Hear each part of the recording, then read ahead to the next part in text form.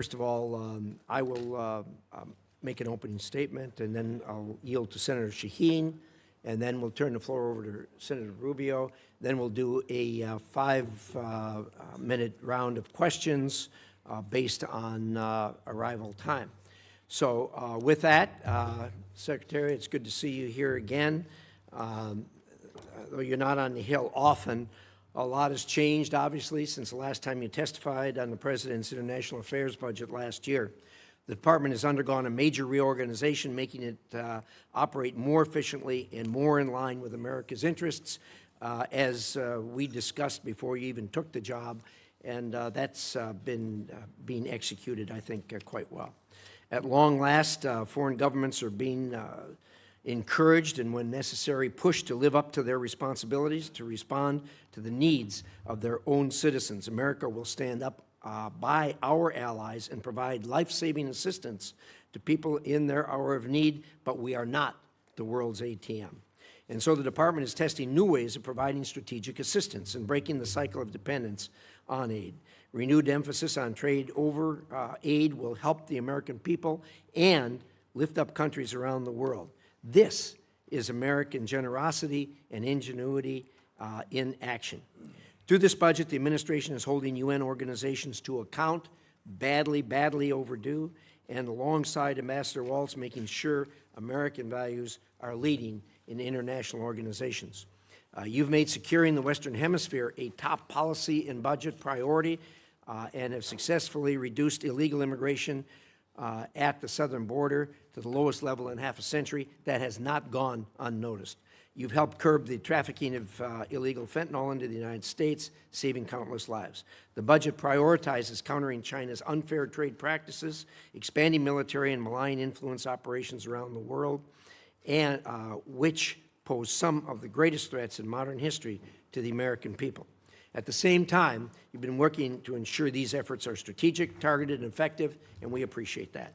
The administration has also taken care to ensure taxpayer dollars don't go to those who are able but unwilling to pay for their own defense. Through concerted effort by you and your colleagues, our NATO allies have increased their defense spending and have committed to reach the 5% by 2035.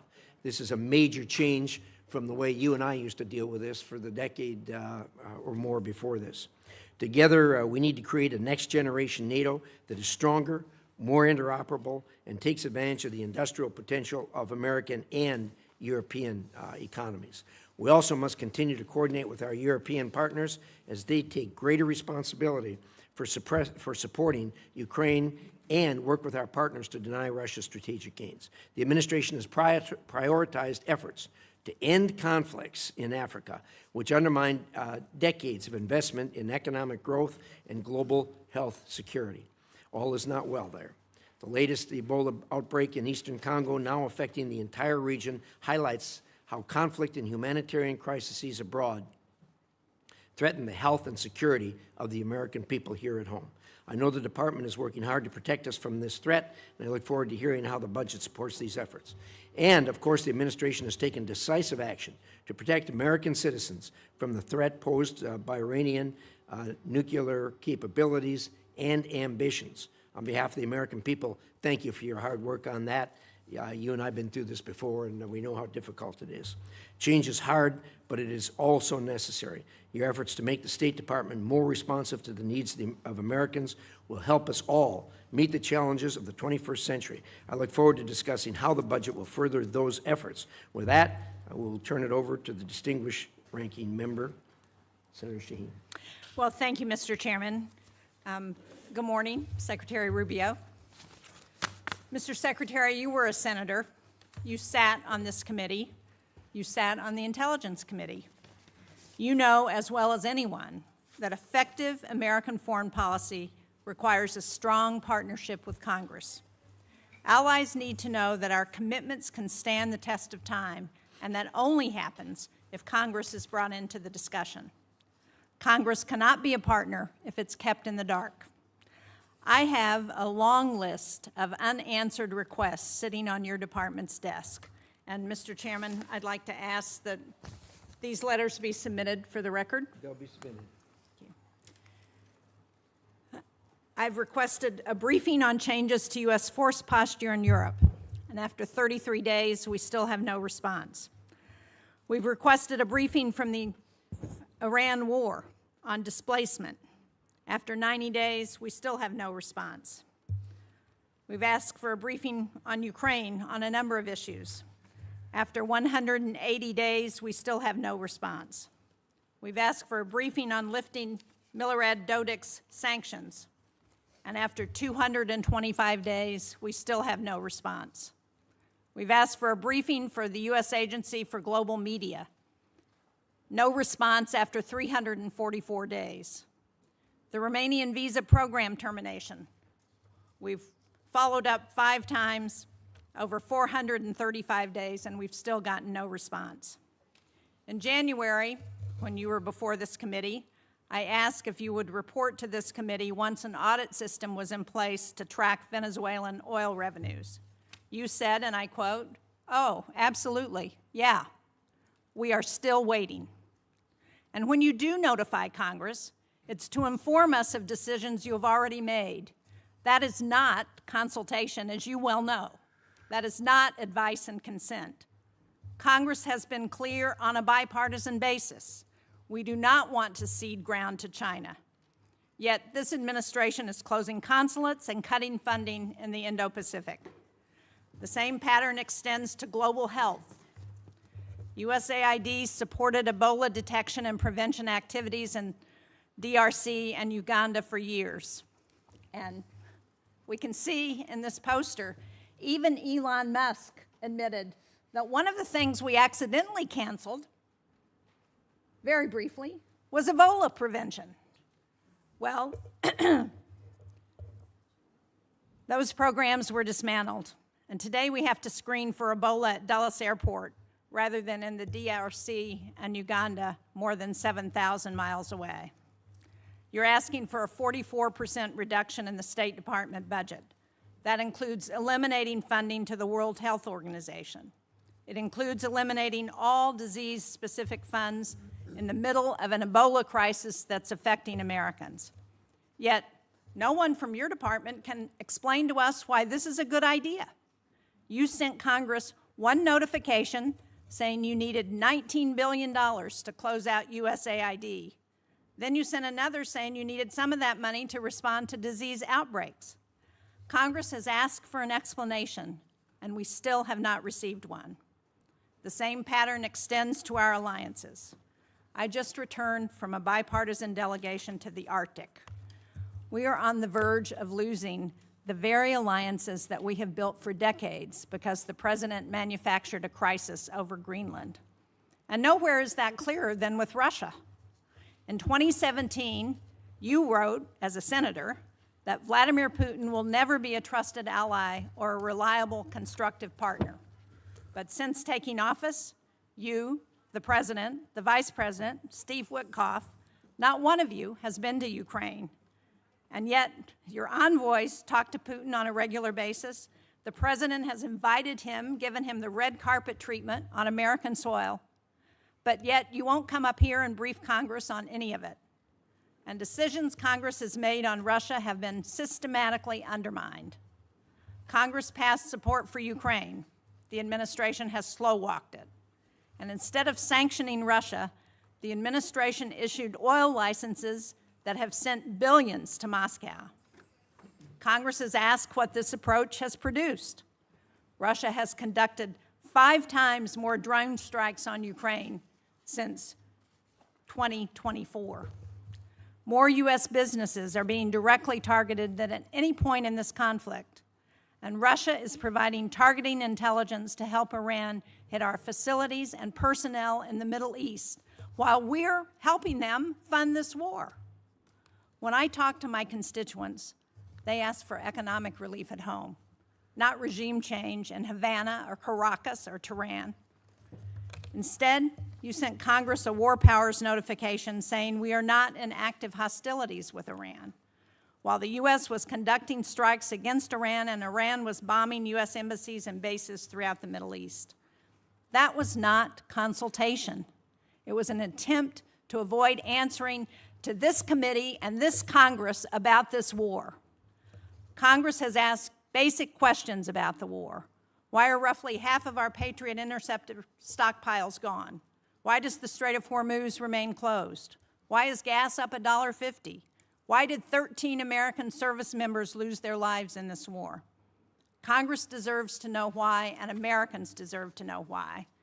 Mr. Secretary, you would not have stood for this kind of stonewalling by the administration when you were a senator, and you certainly shouldn't stand for it as Secretary of State and National Security Advisor. Thank you, Mr. Chairman. Thank you, Senator. We'll now proceed to a round of 5-minute questions. I'm sorry. We'll try. Did you want to? We talked about that. Do you want one? We actually talked about that, but he thought that questioning might be easier. Why don't you go ahead? I have it in writing. You want me to read it? Give us your best shot. Okay, well, thank you for having me here. There'll be a lot to talk about today, and I just want to remind everybody, you know, our foreign policy is one that's solely focused on the national interest of the United States of America, on the defense of our country, both its military defense and our security, but also our economic security and the vibrancy of our economy, our sovereignty, and our future. We believe that America should lead the world, and I believe that we are, and we'll have a very good story to tell about that. American leadership, however, should always be on behalf of the American interests. I say this because I think over a period of time in our foreign policy, we lost focus on that. The reality of it is that our foreign policy, first and foremost, must always be what is in the national interest of the United States of America. And determining the national interest oftentimes requires us to make pragmatic decisions. Sometimes in foreign policy, the choices are not between a good choice and a bad choice. It's between two less than ideal choices, and you're trying to figure out which one of these two choices is the one that is best for the United States and least harmful to our interests. And that plays out every single day. That said, we remain the world's sole global superpower, the most powerful country on earth. We have the largest economy. We have the most formidable and powerful military ever known to man, by the way. Our dollar remains the reserve currency of the world. Our language is used extensively throughout the world to transact all sorts of business and many of our engagements. But all of this means very little if that power is not used to protect the people who built it, the people who it is meant to protect. I also remind everybody the United States government is not a charity. We are not here to play social worker. We are here to win. We are here to win on behalf of the American people and on behalf of the national interest, to win for our country, to win for the people of America, to win for the things that are important for our future, and that's what we exist to do. The State Department exists to carry out the foreign policy of the United States, both in diplomacy and in aid, in a way that furthers the national interest and helps the American people. And it's guided every decision that's been made since January of 2025. I'll give you a perfect example is in our own Western Hemisphere, an area that this committee and many of its members long argued, as I did, has long been neglected and not been paid attention to. We now have in this hemisphere a coalition of friendly countries, over a dozen, who have aligned to work on not just the issues of security that we all have in common, but also economic prosperity that go hand in hand. It's an amazing story that basically, other than Nicaragua, other than Cuba, obviously other than Venezuela, remains with some challenges, and of course Brazil, although they're in the midst of an election cycle, and to some extent the current government in Colombia as well, at least the president's been problematic. But generally speaking, it is now a region filled with American allies, American-friendly leaders, and an America-friendly direction. Now, obviously, we have to operationalize that into action after 20 years of neglect, in which China and other global powers have intruded in our Western Hemisphere to the detriment not just of American national interest, but to the detriment, in our view, of the people of those countries as well. So these are important achievements, and one that I'm very happy about. I'm also happy about the way we've transformed foreign aid. In any transition, there will be, bumps in the road, but largely speaking, if you think about how those programs that existed in the past were failing us, the old model had to be replaced. And the foreign assistance that remains is being brought under the strategic direction of the State Department. So we're not just providing money, we are also seeking outcomes. It's not just how much money you spend on a program, it's whether you're getting outcomes from it. But it's also being guided with our strategic view in mind. And that means that we are able to provide aid not just all over the world, but specifically targeted at those most in need and those places around the world most important to the national interest of the United States. That will remain our guiding principle. That's been our guiding principle in our reforms. So, we can get into a lot of these details in our questions. The bottom line is that all this and more is a reflection of this belief that outlined at the outset, and that is that foreign policy cannot be separated from economic policy, from border policy, from energy policy, from any of these other spheres that are critical to our national interests.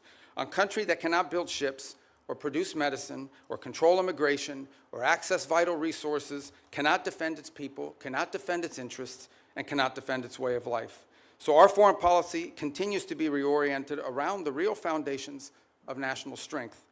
This budget is yet another step, I believe, in that direction. Obviously, the appropriators here will have a huge say on the outcome of what that budget ultimately looks like, as we don't anticipate that for the first time in modern history, Congress will just take up our budget and pass it. We think it'll go through some substantial reforms along the way, and we look forward to engaging you like we did last year to produce what we think is a very good spending bill at that time. So anyways, I look forward to your questions. At least that's what it says here. I'm not sure if I really look forward to your questions. I look forward to probably half your questions. Thank you. Thank you, Secretary Rubio. We will now do a round of questions, 5-minute questions based on order of attendance. And I'm going to start, and I'm going to say thank you for the work you've done with respect to Iran. We all of us that have worked on this for years know how frustrating that is, how difficult it is to work with this regime who've sponsored terrorism, kidnapping, and killed thousands of Americans for the last 47 years. Thank you for doing something about it. I know you and the President are doing all you can to ensure this comes to a close sooner rather than later. I wonder if you could give us at least a brief update on where we are. Well, first let me remind everybody that while I've not been before this committee since, I believe, February, when we briefed on the Venezuela operation, I have appeared on multiple occasions here, both in my role as National Security Advisor and Secretary of State, in both all Senate briefings multiple times, Gang of 8 briefings, Gang of 16 briefings. So we've talked about this topic with some of you in those settings in the past that you've heard from us. Let me just lay the predicate here, okay? Iran's desire to build a nuclear weapon was going to be built, was going to be effectuated behind a conventional shield. They were going to build for themselves so many missiles, so many drones, so many conventional weapons, including a navy, that at that point there's nothing you could do about it. What they tried to do is they were going to try to build a conventional shield and hide behind that conventional shield and basically say to the world, if you come and do anything about our nuclear program, we will overwhelm you with missiles, we will overwhelm you with drones, and we will overwhelm you with our navy, and you will not win. You will not be able to do anything about it. They were seeking that point of immunity, which is why the President chose to act, to deny them that point of immunity. Operation Epic Fury, some of you didn't like it, some of you did, was highly successful in achieving its military objectives, which is dramatically reducing the defense industrial base of Iran, the ability to build these missiles and to build these drones, especially the missiles program, substantially degraded. A substantial percentage, and I'll leave the exact numbers to the Department of War because I'm not a general and I'm not here to speak as a military planner, but a substantial degradation in the number of launchers that they have as well. They still have a lot of drones because these are easy to make. We all know it's not an Iran challenge. This is a global challenge, and it's playing out every single day around the world. I mean, Mexican cartels are using UAVs against each other. We should imagine at some point may even use it against our interests. So this is a pervasive problem around the world. The economics of it are something we have to solve for. But nonetheless, even their drone building capability has been eroded. Today, there is no Iranian Navy. There is no such thing. There's a bunch of Boston whalers with machine guns on them, but there is no Navy. There is no Iranian Navy. It lies at the bottom of the ocean and will soon, within a number of years, be prime fishing spots because they'll turn into reefs. So my whole point is that the Iranian conventional shield has been substantially eroded. Now, in the aftermath of that, 2 things have happened. The first is they entered into a ceasefire. They agreed, we agreed to stop. But part of that agreement was that they would reopen the straits. They did not, at which point the President decided, and I think appropriately, we can't have a world in which only Iranian ships get through the straits. And so if they're going to shut down the straits for everybody, we're going to shut down the straits for them. And we have done that through a very effective blockade and, by the way, through the seizure of sanctioned ships in the Indo-Pacific as well. The cost to Iran every single day in lost revenue is in the hundreds of millions of dollars that they are losing in lost revenue that they're not generating as a result of that. Now, we are in talks, and I say talks because talks with Iran are not like talks with Switzerland, okay? They're very different. They require the use of intermediaries, unfortunately. But there is the prospect before us, which could happen today, it could happen tomorrow, it could happen next week, that for the first time certainly in my memory, they have agreed to negotiate aspects of their nuclear program that just a month ago, or just a year ago, they were refusing to even mention, much less enter into discussions about. That is not a guarantee that ultimately it will lead to a deal that's acceptable to the Senate or acceptable to the American people. But we'll be able to engage them in a process to truly test the proposition of how far they're willing to go. Complicating that process, unfortunately, is their internal regime is somewhat fractured in the sense of it takes days to get responses from their system. We can go into more depth in your follow-up questions. But we're hopeful that something like that could happen, in which the straits would reopen, we would enter into a period of negotiations on very specific topics, delineated negotiations, in the hope of reaching an outcome that's acceptable to us and something that they would be able to do as well. If it doesn't work out, then obviously we still have a problem with respect to their nuclear ambitions. But what they won't have is the conventional shield to hide behind any longer. Thank you, Secretary. I'm going to ask one more question. Hopefully this will shorten as we go around. There'll be more questions, obviously, on that topic. But I know you just got back from China not long ago. Could you give us a quick update on the state of U.S.-China relations? Yeah, look, I mean, China and the United States are the two largest economies in the world, the two most powerful militaries in the world. The Chinese government and the U.S. government have to speak. I mean, it's not a choice here. We have to have some measure of communication, if for nothing else, in order to de-escalate potential points of conflict that could lead to something broader. There are obviously very significant irritants in our relationship with China. Some of these are long-term problems that we know we're going to have to address. And so what we're trying to do is manage a period of strategic stability while recognizing that there are areas of our relationship in which we are going to have struggles, not just for years, but perhaps for decades. We recognize this. But I think as much as anything else, we have to recognize that the United States and China have to be able to have points of dialogue and speak to one another. As I said, for no other reason than to be able to have a communication channel. I think in our meetings, it was abundantly clear which are the areas that we do not have strong alignment or agreement on. We understand that there are areas in which long-term we're going to have some real challenges, whether it's supply chains. Put it to you this way. Let's leave China aside for a moment. The United States, and I would argue the world, cannot depend on one country for 90% of anything, especially 90% of things that are critical to our economies, not from our weapon systems to our pharmaceuticals. We just can't live in a world in which we rely on anybody for 90% of what we get in one sole source that could be cut off at any time as leverage against us or punishment or in a time of conflict. And so we are actively searching and have plans in place, and we're implementing these to diversify where we get critical minerals, where we get our supply chain, secure that supply chain. And obviously the Chinese would like to retain their monopoly position in some of these. This is going to be a long-term issue that we're going to have to continue to confront and work on. Work on that continues even while we are engaged in the ability to dialogue and speak to them, because we have to. It's responsible, and we truly have no choice but to be able to do that. It's to their benefit and ours, and I would argue to the benefit of the world, that these two countries are able to speak to one another. Thank you, Secretary. And I think your comments about the supply chain and the critical minerals and everything else that's in the bottleneck, these are things that are relatively new to us. They've always been there, but COVID underscored that. And then, of course, the Ukraine war brought it out even more. And appreciate your remarks. I think everybody at this dais knows we are, as a nation, looking at that. With that, Senator Shaheen. Thank you, Mr. Chairman. Mr. Secretary, at this budget hearing last year, you testified that no one had died as a result of foreign aid cuts. Sadly, I think we're seeing in real time that that's not true today. There are more than 1,000 cases and more than 200 Ebola-related deaths. And as we know, one of the entities that is a critical global health tool is Gavi, particularly during a disease outbreak. It plays a role in distributing Ebola vaccines, and it has committed up to $40 million to develop a vaccine for the current Ebola strain that has no vaccine right now. So, how are you making sure that Secretary Kennedy, who has been sitting on those funds for months now, is going to release them so that they can go to help develop a vaccine to address the Ebola outbreak? Yeah. Well, a couple points on Gavi. I would say that the president had asked that we allow Secretary Kenny to play a leading role on the Gavi decision because of his strongly held views with regards to vaccine safety, and he wanted them to conduct some reforms.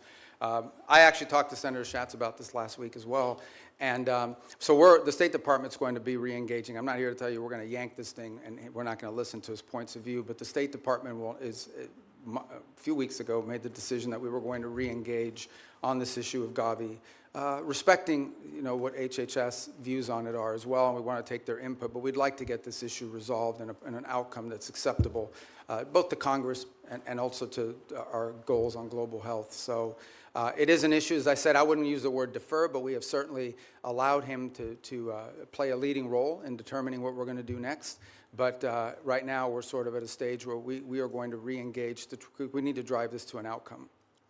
I couldn't agree more, and so do you commit to using the $2 billion that Congress has appropriated for global health to actually help fund global health security? Well, we do fund global health security beyond Gavi, by the way, and we can talk about that. We can talk about the compacts, I think 32 that we've now entered into with countries all over the world. We have a new agreement with the UN as well that they're very happy with. The Global Fund, we've hit our cap. We are at our 33%, and we've actually been able to attract additional donors from around the world to contribute to it. On this specific item, I would say, we intend to get this resolved. We want to get this resolved. It's an important part of our matrix. We will follow up, and I hope you will share with this committee as soon as you get it resolved. I want to go to Russian oil sanctions and general licenses, because President Trump gave Russia a lifeline, allowing it to sell oil globally through licenses issued by the Treasury Department. While I think the administration should have known that the Iran war would make Russian oil more desirable, they decided to remove the stigma on that oil and give an extra windfall of cash to Putin. So can you let us know whether you believe or whether you will support extending those licenses, when it comes back up mid-June? Yeah, a couple points. First of all, the two things have happened. One is actually the U.S. production and U.S. playing a role in the global energy supply has increased. I think we had our largest amount of exports from the United States we've ever seen. So we've also benefited from this, and our energy dominance has really come into play. The Russian waivers were a decision. These are the policy, the underlying policy remains on the sanctions. What has changed is these time-limited extensions to sort of try to alleviate the global, the problem we're facing too is there's a contagion potential, and that is that at some point we can do strategic reserves, we can do some of the other things that we've done to sort of alleviate global supply, but at some point you have to ensure, this is not so much for us. At the end of the day, our economy is not in need of it, but there are other economies around the world that have benefited from this. So these are time-limited extensions that ultimately at some point will expire. We've certainly benefited China and Russia's economy. Well, China doesn't. I mean, China refines oil. They import a lot, but they refine oil, and but they also benefit from Russian oil. But my question for you is, can you commit not to extend the general license again when it expires on June 17th? Well, that ultimately is a decision that's made by Treasury, but I will tell you, it depends on the circumstances at the time. We would like to end it as soon as we possibly can because the underlying policy of this country has been to sanction their oil. These are time-limited waivers for the purpose of opening up more global supply. I understand that, but if we continue to extend them, they're not time-limited. I want to get a final question in on food for peace because, as you know, the closure of the Strait of Hormuz has deepened the humanitarian needs in food in secure countries such as Sudan, South Sudan. And yet, in your opening statement, you said that our aid targets those who are most in need. But I think it's very concerning that the country selection process for Food for Peace, which I understand is led by the Department of State, includes only 2 priority countries from World Food Program hunger hotspots. That's Haiti and the Democratic Republic of the Congo. So the question I have is, why are we adding countries that aren't facing acute food insecurity, like El Salvador, Guatemala, and Rwanda? Why are we not helping countries who are facing acute, famine in some cases? Sudan, Gaza, Afghanistan, Nigeria, Syria, Somalia. These are all countries that have humanitarian crises, and yet we're helping countries that don't have acute food Yeah. No, security. so a couple points. First of all, on Gaza, we have spent hundreds of millions of dollars, including after the ceasefire, and providing through the World Food Program and other entities, and we continue to do so. I think if we're not the world's largest donor, I'd be surprised, because it's a massive amount of money that we've provided through those mechanisms of various means. On the point of Sudan in particular, the complication in Sudan, which I wish were different, and we're very involved in this. I mean, I had a meeting on Sudan yesterday. The problem in Sudan has largely not been our unwillingness to provide funds. We are willing to step forward, and we have the flexibility through what we've been able to do with foreign aid to surge up that. It's been distribution. It's been the ability to get that. So as an example, in these conversations we're having between the warring sides, one of the things we're trying to identify is 4 safe spots where people can go receive humanitarian care, assistance, where we can actually have the outside groups, the NGOs, the international organizations that we contract with, have the ability to go in and actually deliver the food without having their trucks hijacked or blown up or their workers killed. That's been the fundamental challenge in Sudan, is distribution. The distribution is being threatened because we don't have conditions on the ground that allow for it. And so to allocate money towards something that we can't distribute is unwise until we have that in place. That's deeply tied to the ability to have a peace deal, which I can tell you has been very frustrating. On the one hand, with Sudan, we had a donor conference in Berlin. I don't in want to April. interrupt you, Mr. Secretary, but I'm out of time, and it doesn't explain why we are providing food for countries that are not insecure. I appreciate the challenges in Sudan. We have those challenges in many places, but because we have dismantled the distribution network when we eliminated USAID, we've exacerbated those challenges in countries around the world, and we are not providing the help based on humanitarian needs, and that's my concern. Thank you, Mr. Chairman. Senator Ricketts. Thank you very much, Mr. Chairman. And Mr. Secretary of State, thank you for being here. Really appreciate it. Good to see you. Communist China is trying to win the AI race, and they will use it, for example, to dominate our military if they're able to do that, and so many other ways. A world where Communist China is dominant in AI is very bad for the United States and for the entire world. That's why it's critical that us and our allies cannot lose this race. Semiconductor supply chains, particularly semiconductor manufacturing equipment, SMEs, are critical to winning this competition. It's one area that Beijing is spending billions and billions of dollars to be able to produce chips in China, and they've failed to be able to produce those high-end chips so far. President Trump understands this better than anyone because the Trump administration was the first to utilize export controls on SMEs to slow down Communist China's advanced chip-making industry. Since that time, key allies and partners have also imposed controls on SMEs to China. However, their controls have not been as restrictive as U.S. controls, and this has allowed certain foreign countries to backfill the Chinese market with critical dual-use tools. Secretary Rubio, do you agree that export controls on SMEs are critical to maintaining our technological advantage over Communist China? It is. It's actually where it's most critical is in the high end. The areas, that are not legacy, that are broader and that allow for that. I think on the broader point of AI, we share your view. One of the initiatives that I think Jacob Helberg's done a great job with at the State Department is Pax Silica, in which we signed up all these countries around the world. I think we're up to 13 or 14, and including ourselves and others who hope to join as well, in which we can create this global consortium for all of the elements of the AI supply needs. It's not just the innovation, it's obviously access to the minerals and the critical elements necessary in order to produce these chips and all the things that it will take to lead the world in AI. I think it is safe to say the United States right now is a global leader on AI. I think it is also wise to say that that lead is not irreversible. It has to be sustained, and there will be a real challenge in sustaining it. And we're going to have to stay focused on it. The good news is I do think we have a system of global alliances that view it the way we do. And we want to lead on it because it's not just about leading the technology in AI, it's about also leading in the standards that will govern how AI is used. I don't want to monopolize this conversation on this point, but it's one that I think the Senate should think about because I know we're starting to think about it. AI will have very positive impacts on our economy and societies. It will also have some detriments.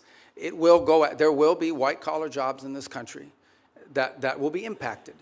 And I think we have to start thinking not simply about the impact that AI will have on those jobs, but the societal pressures that that will create, not just in the United States, but in economies all over the world. Much like industrialization and automation did, it will make the worker more efficient and more valuable, but it will eliminate some jobs, and those jobs will have to be replaced with new jobs or new skills. That's not just an economic issue, that is a political issue. That, over time, could destabilize societies all over the world. So we have to start thinking about AI in those terms as well. You mentioned our allies. Shouldn't they have to follow the same sort of standards U.S. companies do when we're limiting the semi-manufacturing equipment that's going to Communist China? And that's our hope, is that we can create people that we can create a coalition of nations that understand the danger in this.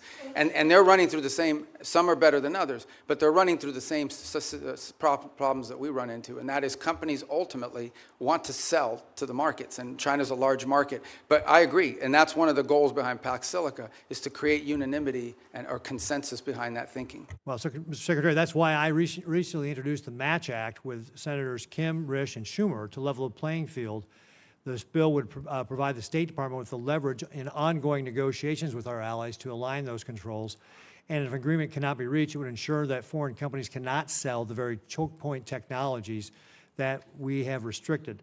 So I hope you'll support that as we move forward on it. One other thing I just want to hit before my time runs out here is that I was the co-sponsor of a bill to create the U.S. Foundation for National Security and Counterterrorism. This is a foundation that would be a public-private partnership. It would help counter traffickers and insurgents operating in ungoverned spaces around the developing world, such as Africa. The State Department, however, has not, for over a year and a half now, launched this foundation, and I'd encourage you to work expeditiously to implement it. I think this is something that, as we're talking about, especially the continent of Africa, can be very helpful to making sure that we're not only helping conserve the environment and helping animals, it's bad for terrorists. Thank you, Mr. Chairman. Thank you. And look at that, I kept it in my time. Good job. Can you do as well, Senator Murphy? I'll do my best. Thank you, Mr. Chairman. Thank you, Mr. Secretary, for being with us today. Despite the differences that existed between Republicans and Democrats prior to this administration on how to approach Iran's nuclear program, the theory was basically the same, that we were going to impose significant harm on the Iranian economy in order to force them to the table to negotiate. What is happening now is fundamentally different. This war and the administration's decision to blockade has now held the entire world economy and the U.S. economy hostage to the ability to negotiate an agreement with Iran. This is why the entire country is seized by the question of when there will be an agreement, because apparently until there is an agreement, the Strait of Hormuz remains closed. There is a cost to the Iranian economy, but now there is a devastating cost to the U.S. economy. It has been indecipherable, the information coming from the administration, especially in the past several weeks, as we get signals that a deal is imminent. The president said yesterday he's bored by the negotiations. He doesn't care whether we get a deal. Very briefly for a picture. I think it's really important for us to understand what your bottom lines are, what you're asking for in this negotiation, what commitments you need Iran to make in order for you to release the blockade, and we hope for them to release the blockade as well. So give us a little insight into what your bottom lines are, what is going to get the strait reopened, because this is kind of the only question that matters for American consumers right now. And every day we get wildly different signals from the president as to whether he even is engaged in this question as to whether the strait is going to reopen. Yeah, I think your question gets right to the heart of the matter. So I think it's a good question. Let me first bifurcate two things. The only reason there's a blockade, the only reason why there's a U.S. blockade is because Iran has closed they're firing on commercial ships, and they've mined large segments of Hormuz, international waters. And so the blockade is only against Iranian ships. And it's very simple. The notion is if no one's ships are going to get out, then Iran's ships aren't going to get out either. We can't live in a world in which they get to close the straits and tell everybody, pay us a toll or we'll blow you up, but their ships get to go out unfettered. So that's the reason why there's a blockade. There wouldn't have been a blockade if Iran had agreed to do what they said they would do when the ceasefire kicked in, which is they were going to open the straits. So let me just focus on the straits for a moment. Number one, what they're doing is unlawful and illegal. There isn't a country on earth, other than Iran, and maybe Oman that flirted with it, who's in favor of what Iran is doing in the straits. The Chinese are against it. The Russians are against it. Everyone is against it. The whole world is against it. So condition number one is they have to reopen the straits. And reopening the straits means the following. Ships can sail through international waters the way they can do through other choke points around the world without being fired upon, without paying a toll. That's condition number one. But the strait is closed because of our decision to invade Iran. This is a consequence of our military action. So I guess I'm not interested in litigating that question. We all know why the strait is closed, because you took military action against Iran, and we knew ahead of time that that would be their likely response. The question is, how are we going to get it reopened? Are you going to drive a bargain that is so tough and so hard that the strait remains closed? So how are we going to get it open? The first thing, that is a predicate to anything else happening. The straits have to be reopened. So the way to think about it is this. If Iran wants to be able to move its oil again through the strait, they will have to reopen the straits. If they refuse to do so, then we have other options available to us, but we would prefer to negotiate the opening of this, which means tell us about the negotiations. What do you need from them in order to get the strait reopened? We need the strait reopened tomorrow. Well, what needs to happen is very simple. They need to announce that they will no longer fire on commercial ships that are going through or threaten to fire on ships, because in many cases, ships just won't move. They won't go, not because they got fired on, but because of the risk of being fired upon. And so they have to announce very clearly, the straits are now open, we're not charging a toll, we will help remove the mines that they put in there, and they will not fire on ships. But the president says they also need to make commitments on their nuclear program. That's what I'm asking. Oh, I see what you're saying. What commitments do they need to make in order for the strait to be reopened? Well, the second thing they have to agree to as part of this is, so in addition to the straits, that's the predicate that opens the door to phase two. Phase two is they have to commit to very specific negotiations on highly enriched, the disposition of the highly enriched uranium that still is buried deep in a mountain somewhere. They have to agree on negotiating severe and long-term limitations and or cancellation of enrichment activity in their country. In the second phase of negotiations. Well, obviously these are highly technical matters, so I don't think you could work those out in 5 days. That would require a team of experts to meet over a 30, 60, 90-day period and work out the details. But they have to commit to their willingness to do that. For example, they have to commit to say, we will dispose of the enriched uranium, and the question now is, what are the mechanisms by which we do so? That can be negotiated. Final question. In order to get to that second phase, are you willing to release sanctions or release frozen money that the United States is withholding from Iran? Right now, everything that's been discussed with them is that any sanctions relief, now remember, sanctions come, there's international sanctions, there's congressional sanctions, there's executive sanctions, so some we can release and some we cannot. But any sanctions relief is condition-based, which means it has to be in return for the reason why those sanctions were put in place in the first place, which is their nuclear program. So yeah, look, Iran is being sanctioned because they enrich uranium. Iran is being sanctioned because they've highly enriched uranium. Iran is being sanctioned because of their nuclear activities. If they agree to give up those things, there will be sanctions relief associated with their commitment and compliance with those agreements. You will not give sanctions relief just in exchange for reopening the strait? No, that's not been discussed. That's not been offered. Senator Hagerty. Thank you, Mr. Chairman. And Secretary Rubio, it's good to see you here. I want to commend you and the administration for actually implementing a foreign policy that advances America's interests. Thank you.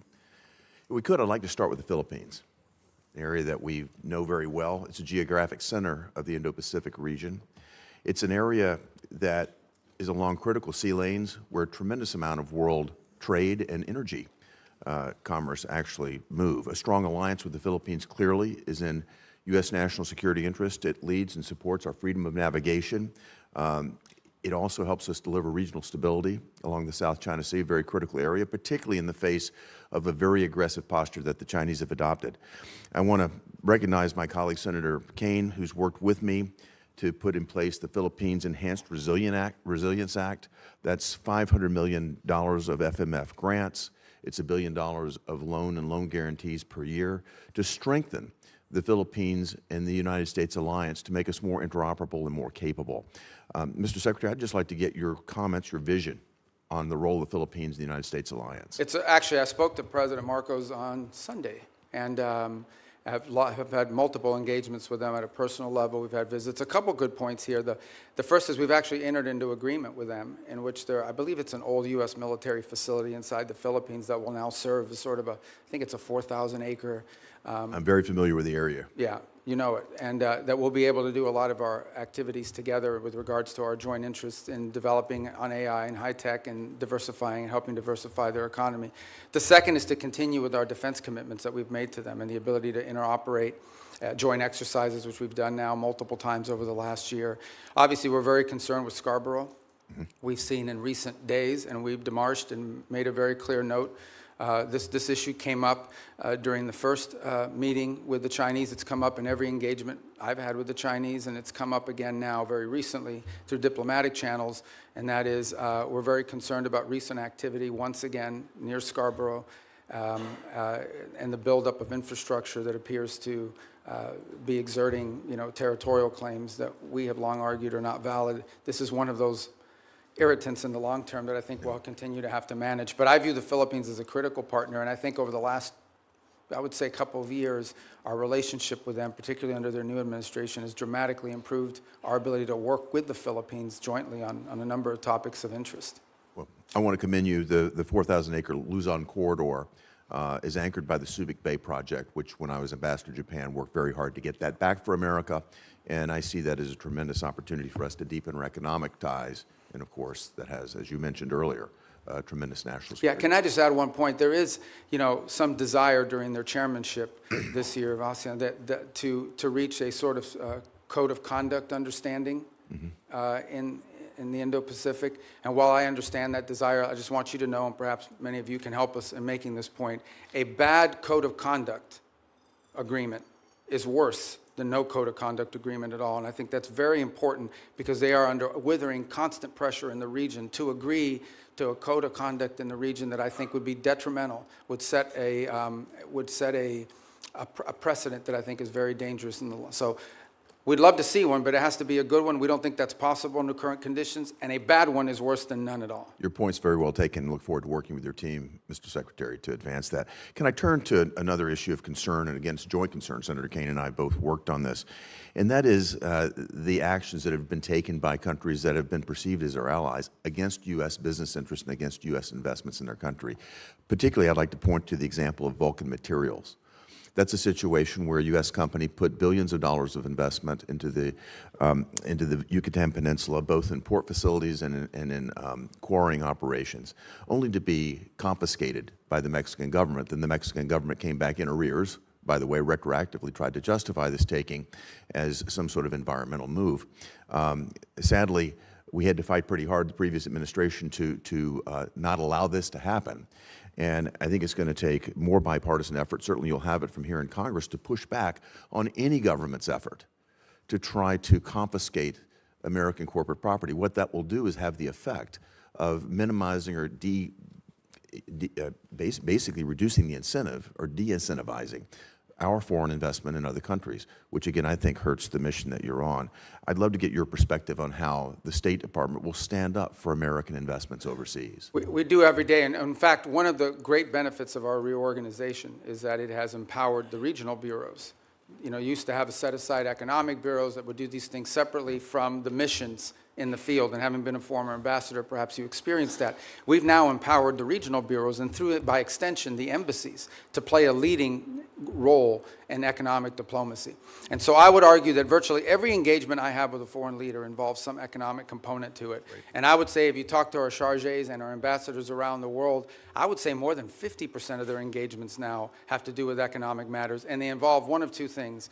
Either A, finding creative opportunities. In essence, the host country will say to them, we have these areas, these industries of investment. And the embassies will take an active role working with the Bureau to identify American companies who could potentially go down there and see if there's an opportunity for them. And the second is what you just pointed to, and that is protecting existing American investments.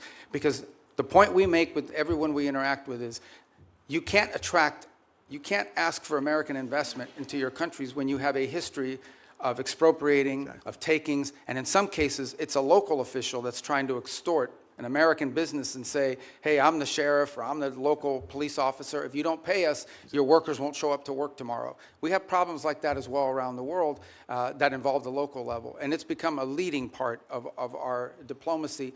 And it's happening at the embassy level, which is where I think it really needs to be led. That's where your field generals are, and I applaud the sea change, and you know you've got support on a bipartisan basis here in the Congress to move this forward. Thank you, Mr. Secretary. Thank you, Senator Hagerty. Senator Kane. Thank you, Mr. Chair, and thanks to Senator Hagerty for mentioning our work together in Philippines and Mexico. Mr. Secretary, you won't be surprised that I'm going to ask you about the Western Hemisphere. You and I traded the gavel and the ranking on the Western Hemisphere subcommittee when you were on this committee, and that was good, productive work. I want to ask you about Operation Southern Spear, the operation to strike boats in the Pacific and the Caribbean, that dozens of operations have now killed more than 200 people.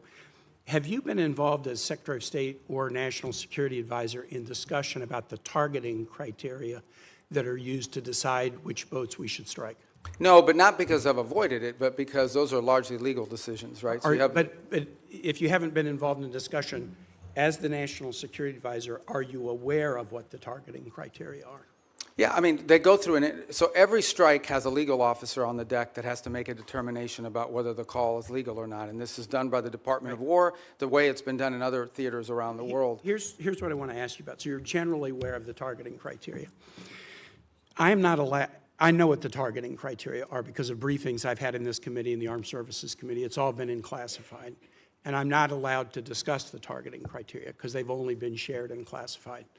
But I don't think I'm prohibited from describing things that aren't targeting criteria. So I'll give you an obvious example. Everyone on the boat is right-handed.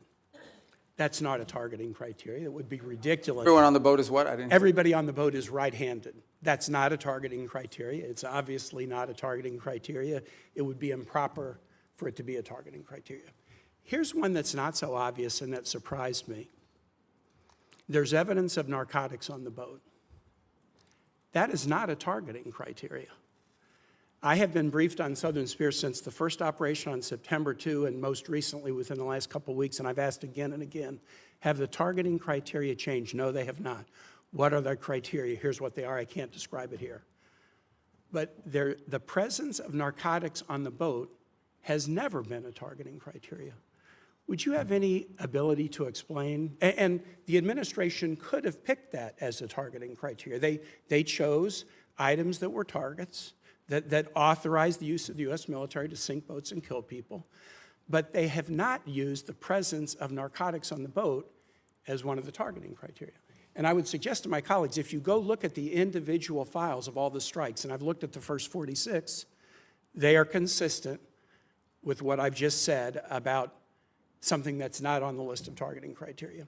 Why would the administration not include the presence of narcotics on the boat as a targeting criteria in Operation Southern Spear? As you've just outlined, I can't discuss the specifics of the targeting criteria, but I can tell you the one thing that is obvious is that the targeting criteria is not single source. In essence, there are multiple checks. There are three elements to the targeting criteria. Right, and all of it informed and infused by intelligence collection. In essence, they have to have true links. I can tell you they do walk away from strikes. There are multiple times that I've been aware. I'm not aware of every strike because it's not reported on a regular basis. It's delegated. Yeah. But there have been strikes that they've walked away from because it doesn't meet the criteria or because there's doubts. I'm not saying that the strikes that I've reviewed don't meet the targeting criteria, but I'm saying how odd it is, especially since the administration always announced this is against narco-traffickers. We've attacked narco-traffickers. How odd it is that the presence of narcotics on a boat is not one of the targeting criteria. And I would encourage my colleagues, get the same briefing I've gotten, take a look at the strike files.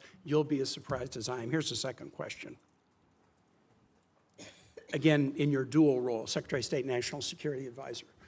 The administration's Operation Southern Spear, we could agree with it or not, but the administration presented a legal opinion from the DOJ that we could review.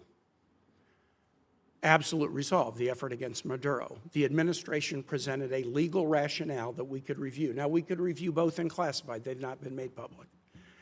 We're 92 days into a war against Iran, and the administration will not let Congress look at the OLC legal opinion justifying the war.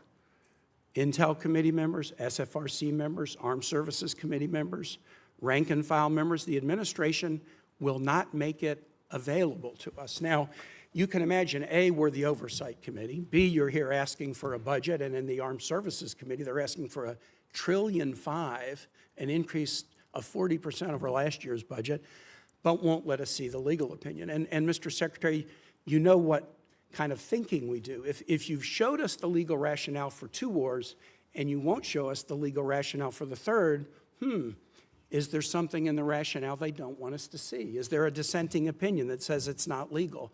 Are there conditions like you can't strike civilian infrastructure like schools and bridges? Are there factual assertions like the war will be over in 2 days or Iran will never close the Straits of Hormuz?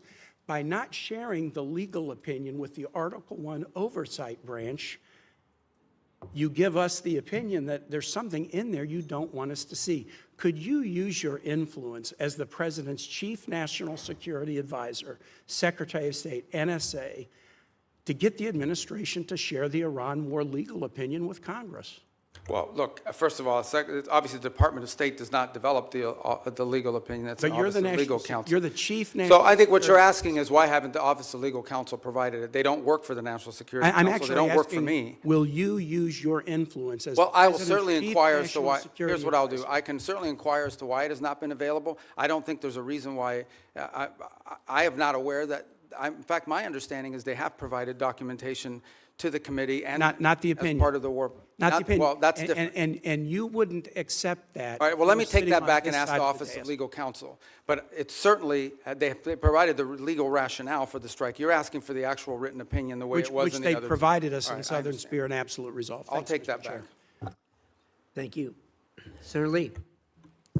Thank you, Mr. Chairman. Thanks, Secretary Rubio, for being. You look like rickets. I apologize. This threw me off a second. Well, look, bald is beautiful, and we new caucus. we can't help that.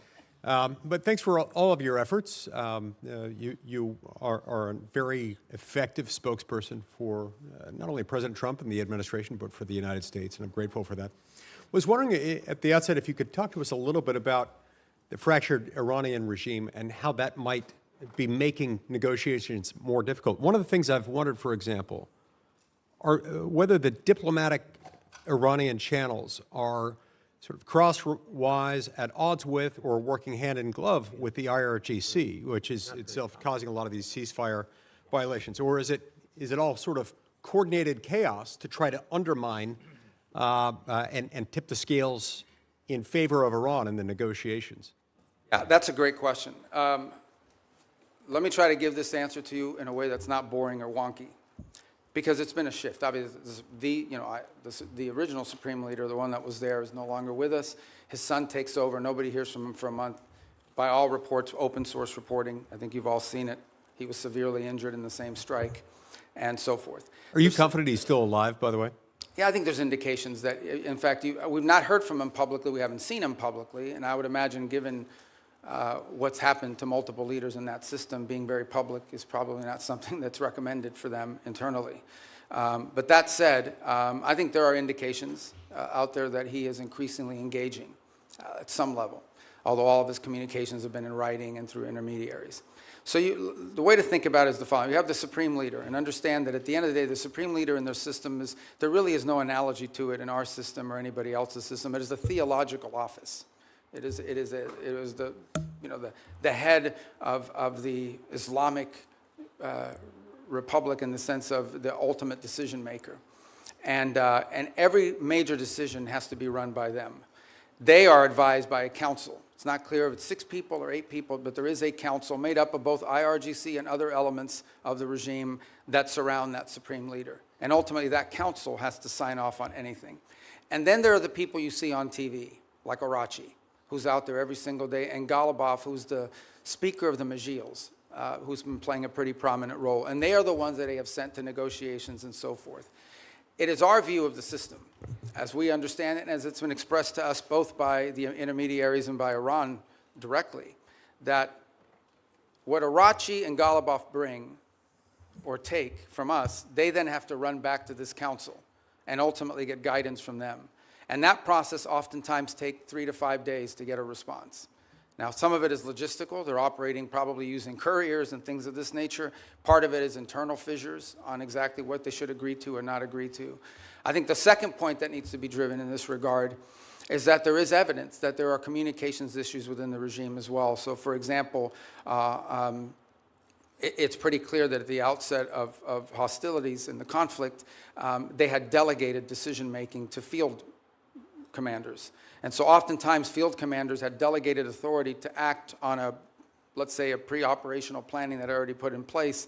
And so unlike our system, where perhaps you know that the president or the secretary of war is directly making orders and decisions, or the chairman of the Joint Chiefs, in their system, a lot of decision-making at the tactical level, like which ships to hit and so forth, are being made at the commander level. So that's Why from the outset it can look like fire-ready aim, but it's part of the design of the system, perhaps? Well, I think it was a design of the system in the sense of regime survival and the ability to operate in case there was decapitation strikes or people are removed. But let's go back to the essence of the negotiations. What's complicated them is you ultimately are negotiating with people who then have to negotiate within their own system to see what they're allowed to give and what they're allowed to agree to. What is abundantly clear is that Iran is facing severe internal economic. All the problems Iran had before this conflict not only are still there, but they're worse. All the things that led to the protests, all of these are worse than they were before. And I think there's definitely elements within that regime that understand it. And then there are other elements of it that are more immune to it and perhaps more resistant to making agreements. And so what we are working through is in many cases, is delays in getting the responses to people. And this is why you see reporting about there might be a deal in the next few days, because internally it takes time to get responses from them, sometimes upward to 5 or 6 days. Undoubtedly, they're using that to their advantage, sort of like the car dealer where the salesman has to go talk to his manager and make you wait and think about it for a while. Even more complicated than that. Even more complicated than that. One more question. I think we could benefit from hearing from you about the need to zero out funding for a couple of entities, including the National Endowment for Democracy and USADF. Can you tell us about that? Well, look, these programs, I think, have served a purpose in the past, and obviously there's a congressional role to play here, right? I mean, at the end of the day, these programs have had, especially the National Endowment for Democracy, has had support in Congress in the past. And look, I was here for 16 years. I understand that you're going to pass an appropriations bill, and the appropriations bill is going to have things in it that we don't have in ours. That's just the way it is. And we understand it. We'll make it work. But we are concerned, or have been concerned in the past, about organizations that sort of have lost their purpose and what they're advancing. And at the end of the day, look, we have a lot of resources. The United States is the richest country in the world. We have the largest government budget in the world, but we don't have unlimited resources. We still have to be able to strategically spend our money. And the State Department, you know, when I took over, a lot of people are like, oh, that's a mess. State Department's not that big. The majority of our employees are local hires overseas. We have, you know, foreign service officers, career civil servants, but compared to some of these other agencies that are out there, we're not that large, and yet we have a global footprint. We're really, other than the department, I would say beyond the Department of War, we're the only ones that are present almost everywhere on the planet. So we have limited resources, and we have to be able to allocate those resources in ways that are driven by the core mission of advancing our national security. And oftentimes that will mean that things we have paid for in the past, we can't continue to fund. Because there are other things. It might be good, but there might be something else that's more important and even better. Other cases, we may still spend money on a purpose, but we want to be driven not just by, we don't want to be judged just by how much money we're spending on something. We also want outcomes for it. We want to show outcomes.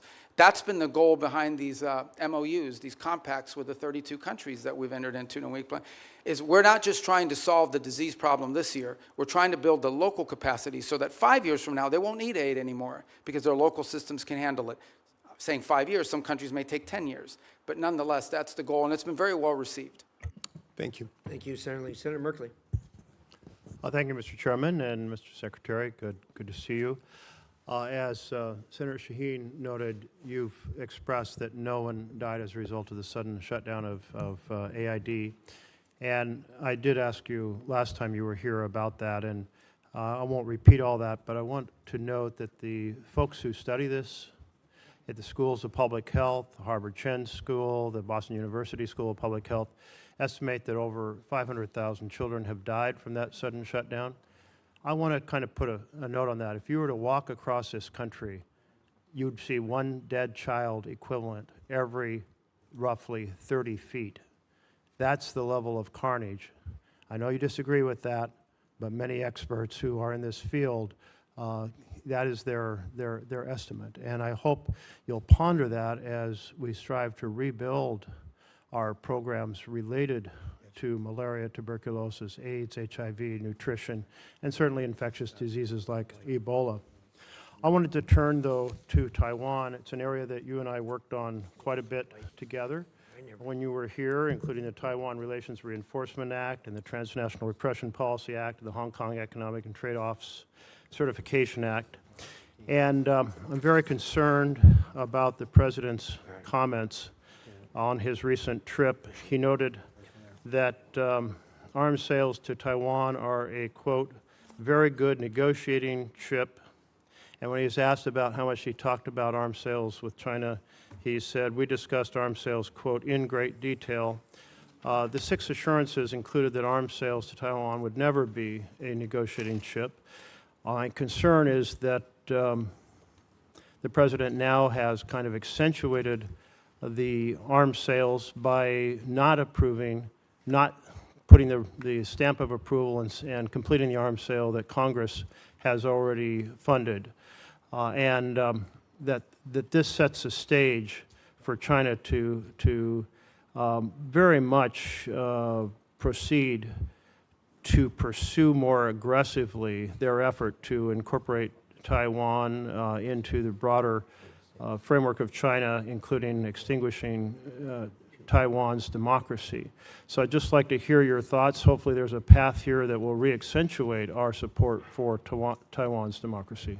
Thank you. That's an important question. So let me first say on Taiwan, and I think I made this point myself, either on the trip in China or thereafter when we returned. There's been no change to U.S. policy towards Taiwan. I think there's, obviously the Chinese side would like to see a change in the verbiage, but no change has been made in that regard. The second point I would make is, I believe in December, I know in December of this year, we did approve an arms sales, I think $11 billion. I think it's the single largest arms sale ever. It was a huge sale to Taiwan. This was just last December. I think it's more than the totality of the 4 years under the Biden administration. And I would recall that there were a 6-year period of time under the Obama administration where there were no sales to Taiwan.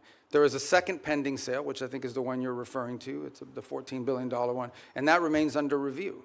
But we just did one in December. So I don't think it's, and I'm not saying you're saying this, but I don't think it's fair to say that the U.S. is not providing it. We just had a massive arms sales, and it was so big and so noticeable that the Chinese became very aggressive about it in some of the incursions they undertook as a result of it. And as I said, it was more in one sale than we did in the entirety of the Biden administration, if I'm correct, and I think I am on that point. So, but the most important thing to understand is we want to see the status quo preserved as is at this moment. That's our policy. That's what we've said. That's what we continue to say. It's a very, as you know, a very delicate relationship to balance. But our policy on Taiwan is not changing, and it did not change on this trip. Another issue that you and I worked on was the Uyghur Forced Labor Prevention Act. And it's really been the most effective strategy for saying that products produced by slave labor will not be admitted into the United States. And we've turned down a lot of products from China, but then they're transshipped, often just into Canada. It would be a far more effective policy if Mexico, Canada, and Europe were to join us. Is that an objective you can pursue in your role? It is, and as you said, it's an enforcement challenge. I think the initial enforcement was easier because it was more straightforward. I think the transshipment issue makes it harder because it requires more paperwork, more due diligence, and frankly, in many cases, some of it is obscured. But I want to make this point. There's clearly a humanitarian aspect to it. There's clearly a humane aspect to forced labor, which is horrifying. Separate but related, there's an economic aspect to it. It is also, unfair competition for our companies to have to compete against someone who has free labor, basically compelled and forced labor. So we've made the argument on two fronts. Not just is this immoral, but it is and horrific, but it's also an enormous economic disadvantage, not just for us, but for companies all over the world. As you can imagine, depending on the country, some are more willing to lean in on these issues than others. I think just yesterday, last week, the foreign minister of China was visiting Canada, and where they sort of announced, or at least put out the prospect of how Canada can export more to China next year. That was the carrot. What we don't know in those, and I'm not blaming Canada, I'm just saying in general, they do this all over the world. There's a stick associated with it. And I would imagine that China's putting, I know that they put tremendous amount of pressures on countries around the world not to comply with restrictions like the ones we put. I agree. If we got Canada and Mexico to agree, given our current trade arrangements, it would make it far more effective. To date, we have not been successful at convincing them that they should do that because, among other things, I think they fear retribution. But we certainly will continue to raise it because we think it harms them. Senator Barrasso. Thanks, Mr. Chairman. Mr. Secretary, great to see you again. You opened by talking about American leadership and American interests. And later this month, the G7 is going to be meeting in France, and then next month, NATO meeting in Turkey. Just overview, what are the priorities you're going to go into those meetings with? G7? G7 and NATO, yeah, coming up next month in this. Yeah. Well, NATO would be a fun meeting. Let's start with the G7 one. The G7 forum this year has largely been focused, obviously, because of the Straits. So when I went to the foreign ministers meeting in March, a lot of the conversations in April were about the Straits.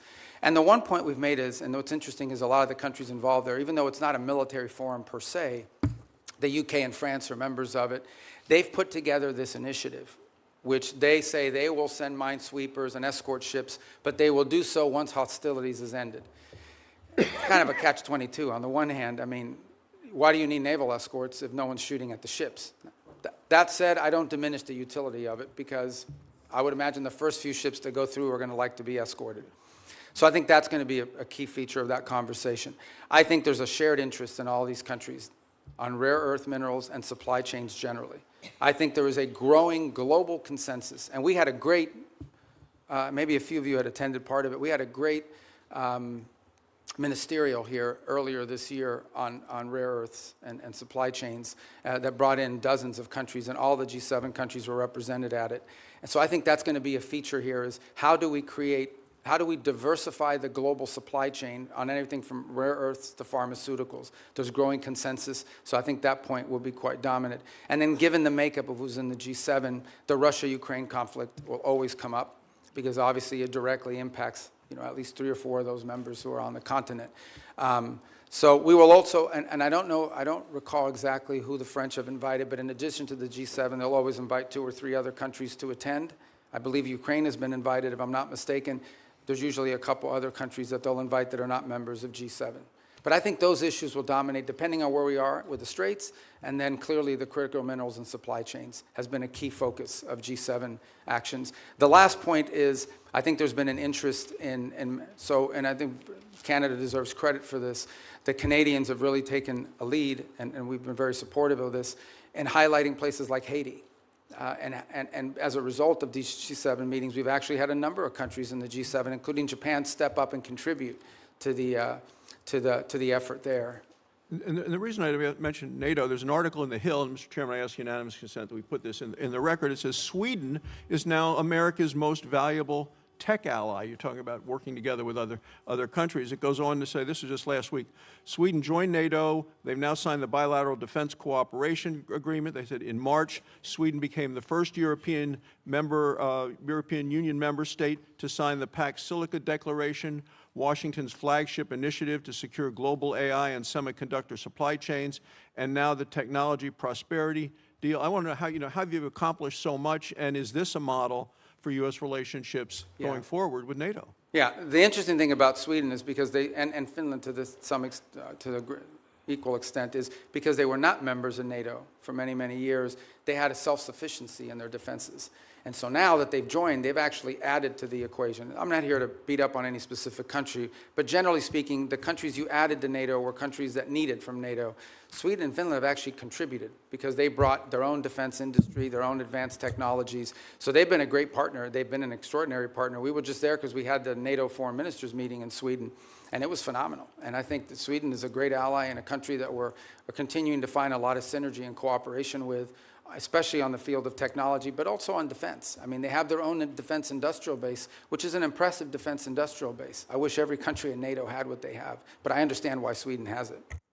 In a number of travels that a number of members have done in bipartisan ways, we found out as we go around Europe that most countries will say they've been too dependent on the United States for military, too dependent on Russia for energy, and too dependent on China for materials. This administration has really made these nations step up to do what they need to do in terms of putting the money forward in defense. So I want to know what the next concrete steps we can do in terms of making some of the pledges of moving from 2% to 5%, making sure that they deploy the military capabilities. Yeah, well, I mean, look, some countries are on track to do that, others are not. Let me just speak about it in general terms. There's a real challenge. On the one hand, they've made these pledges that they're going to increase their defense spending and their defense capability. It actually has to be on defense. That's the first thing. You can't say that pensions for former soldiers and sailors is part of your 5% or your 3.5. I mean, that can't happen. But the bigger challenge that much of Europe faces, many countries in NATO faces, their economies are not growing, and in order to spend more money on defense, they're going to either have to raise taxes or cut social programs. And part of the reality of NATO, whether we like to hear it or not, is that many of the countries in Europe were able to build these very robust social safety nets because they didn't have to spend it on defense, because NATO and the United States was providing it for it. So they're going to have to deal with that reality. The second point is, and this is not an anti-NATO statement, but it is the reality. The United States has global obligations. At the same time as I'm in NATO, I have to speak to the Indo-Pacific countries who are also worried about what's our force posture they're going to be. We obviously are involved in the Middle East. We have counterterrorism issues with regards to Africa. We have growing mill-to-mill cooperation in our own Western Hemisphere, especially taking on these transnational terrorist organizations and the like. So we don't have like unlimited military resources, even though we have a very large budget. They're not unlimited. And so we have to be able to allocate our resources and our personnel in ways that make sense, and it has to come at the expense of something. And so I think that's the reality that we have shared with our NATO partners from the very beginning of this administration and have been consulting every step along the way. But these countries will have to step up. They, at a minimum, have to be able to conventionally defend their own sovereign national territory for the most part. Thank you, Mr. Chairman. Senator Van Hollen, you're next. Chairman, and welcome, Mr. Secretary. This is your first public hearing since President Trump and Israeli Prime Minister Netanyahu launched an illegal war against Iran. Netanyahu said he's been waiting 40 years to do this. Turns out he finally found a president who was both stupid and reckless enough to join him. The war has killed 14 American service members, wounded hundreds more, and killed thousands of civilians.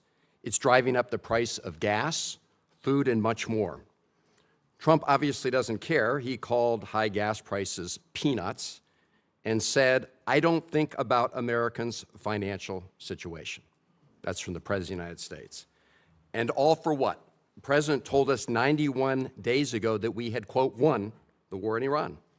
Last year, he told the country, Iran's key enrichment facilities have been completely and totally obliterated. Was that false? Let's face it, Mr. Secretary, the Trump foreign policy has become a dumpster fire.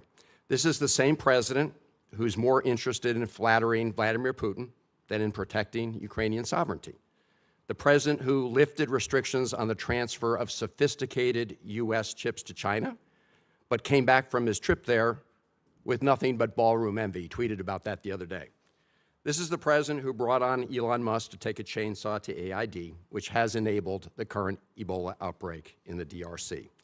We've also witnessed corrupt crypto deals with the UAE royal family that have enriched the Trump family at the expense of our national security. We've seen an administration engage in extrajudicial killings in the Caribbean, hijack Venezuelan oil, threaten to invade Greenland, and weaken the NATO alliance.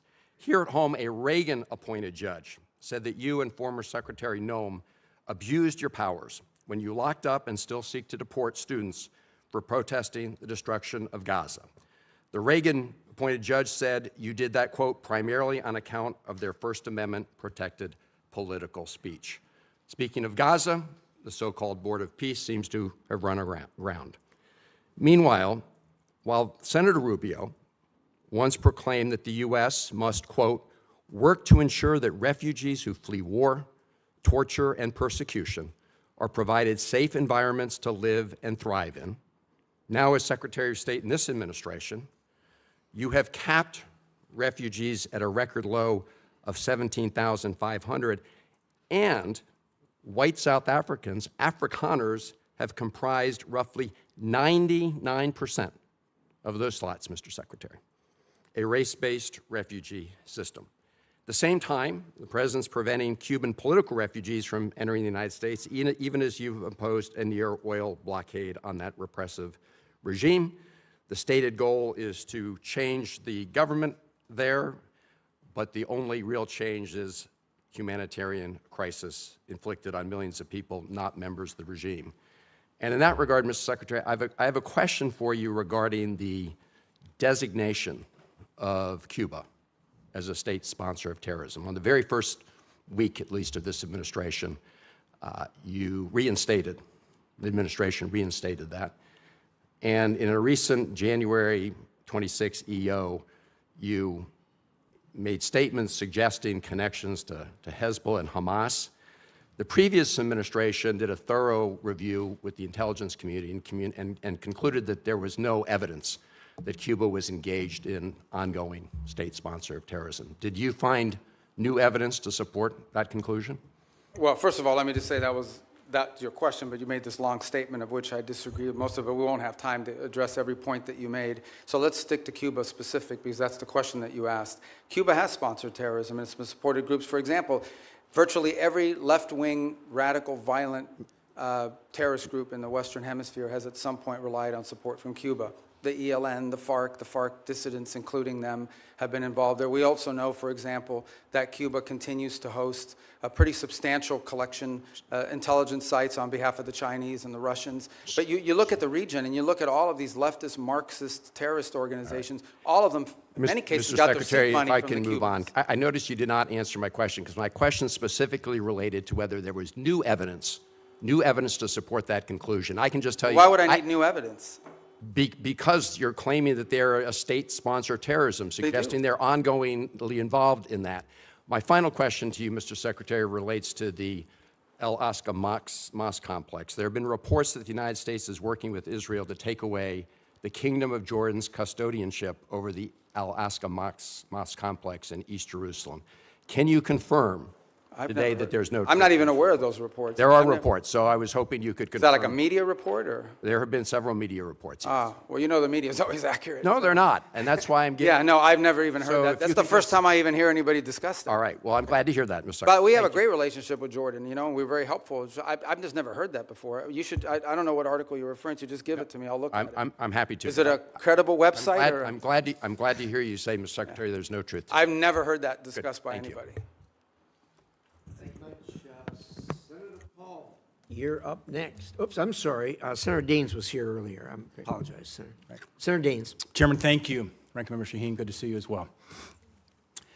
One of the underreported successes for your diplomacy and this administration is what's happened to the peace agreement, a landmark agreement between Armenia and Azerbaijan. I know, Mr. Secretary, you just were in the region most recently. A major step forward for a region long beset by conflict, nearly 40 years of a hot war.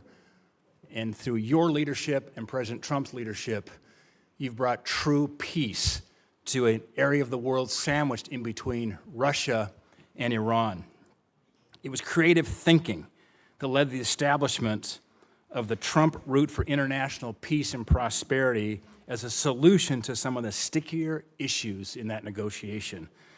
The program promises to be a boon, not only for Armenia and Azerbaijan, but also many neighboring countries. As Brzezinski once said, talking on the global chessboard, his book, that Central Asia is the wine bottle and Azerbaijan's the cork. You uncork the wine bottle, suddenly you've got oil and gas and critical minerals flowing back towards the West instead of to Russia, to China, and to Iran.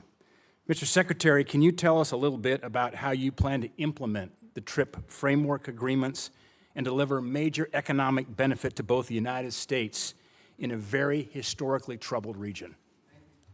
Thanks. Actually, as you said, I was there last week. What was it, Tuesday maybe? We signed the TRIP agreement between the U.S. and Armenia, and this is, you described it as a corridor, which I know it's the anchor of a peace agreement with Armenia and Azerbaijan, and that's critical, but it's much more than just the anchor of a peace agreement. It really has the opportunity to revolutionize Armenia's strategic location and become a central hub for trade in the region.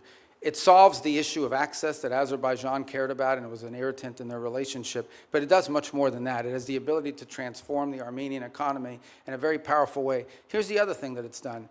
For a long period of time, our relations with Armenia were quite stagnant, and in many cases, I would argue, almost non-existent. It has also reinvigorated that relationship between our two countries and allow us to explore opportunities in all sorts of other fields.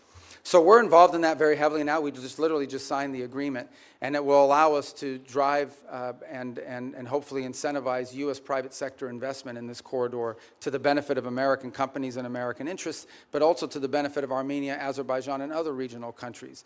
I would also argue, by the way, and just to point out, and I don't mean this again, I think this is pretty well understood in the open source reporting, the Russians are less than happy about our engagement there.